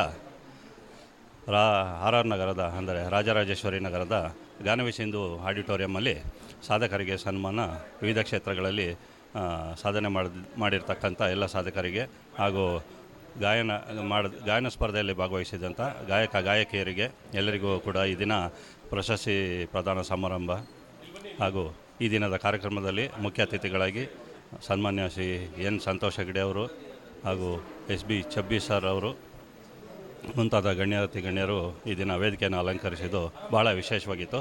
ಸ್ವರತರಂಗ ಸೇವಾ ಚಾರಿಟೇಬಲ್ ಟ್ರಸ್ಟ್ ಹಲವಾರು ವರ್ಷಗಳಿಂದ ಹಲವಾರು ರಚನಾತ್ಮಕ ಕಾರ್ಯಕ್ರಮಗಳನ್ನು ಹಮ್ಮಿಕೊಂಡು ಸಮಾಜಮುಖಿ ಹಾಗೂ ಸಾಂಸ್ಕೃತಿಕ ಚಟುವಟಿಕೆಗಳನ್ನು ನಡೆಸ್ಕೊಳ್ತಾ ಬಂದಿದೆ. ಇನ್ನು ಮುಂದೆ ಕೂಡ ಇದು ಇನ್ನೂ ಹೆಚ್ಚಿನ ರೀತಿಯಲ್ಲಿ ಸಮಾಜ ಸೇವೆ ಹಾಗೂ ಸಾಂಸ್ಕೃತಿಕ ಸೇವೆ ಕಾರ್ಯಕ್ರಮಗಳಲ್ಲಿ ಸ್ವರತರಂಗ ಸೇವಾ ಚಾರಿಟೇಬಲ್ ಟ್ರಸ್ಟ್ನ ಪದಾಧಿಕಾರಿಗಳೆಲ್ಲರೂ ತೊಡಗಿಸ್ಕೊಂಡು ಮತ್ತಷ್ಟು ಹೆಸರು ಮಾಡಲಿ, ಮತ್ತಷ್ಟು ಪ್ರಶಸ್ತಿ ಪುರಸ್ಕೃತರನ್ನ ಹುಡುಕಿ ಅವರಿಗೂ ಕೂಡ ಅರ್ಹರಿಗೆ ಪ್ರಶಸ್ತಿಯನ್ನು ನೀಡಿ ಗೌರವಿಸಲಿ ಅಂತೇಳಿ ನಾನು ಈ ಸಂದರ್ಭದಲ್ಲಿ ಎಲ್ಲ ಈ ದಿನ ಪ್ರಶಸ್ತಿ ಪುರಸ್ಕೃತರೆಲ್ಲರಿಗೂ ಶುಭ ಹಾರೈಸ್ತಾ ಇದ್ದೀನಿ. ಧನ್ಯವಾದಗಳು. ಜೈ ಭುವನೇಶ್ವರಿ.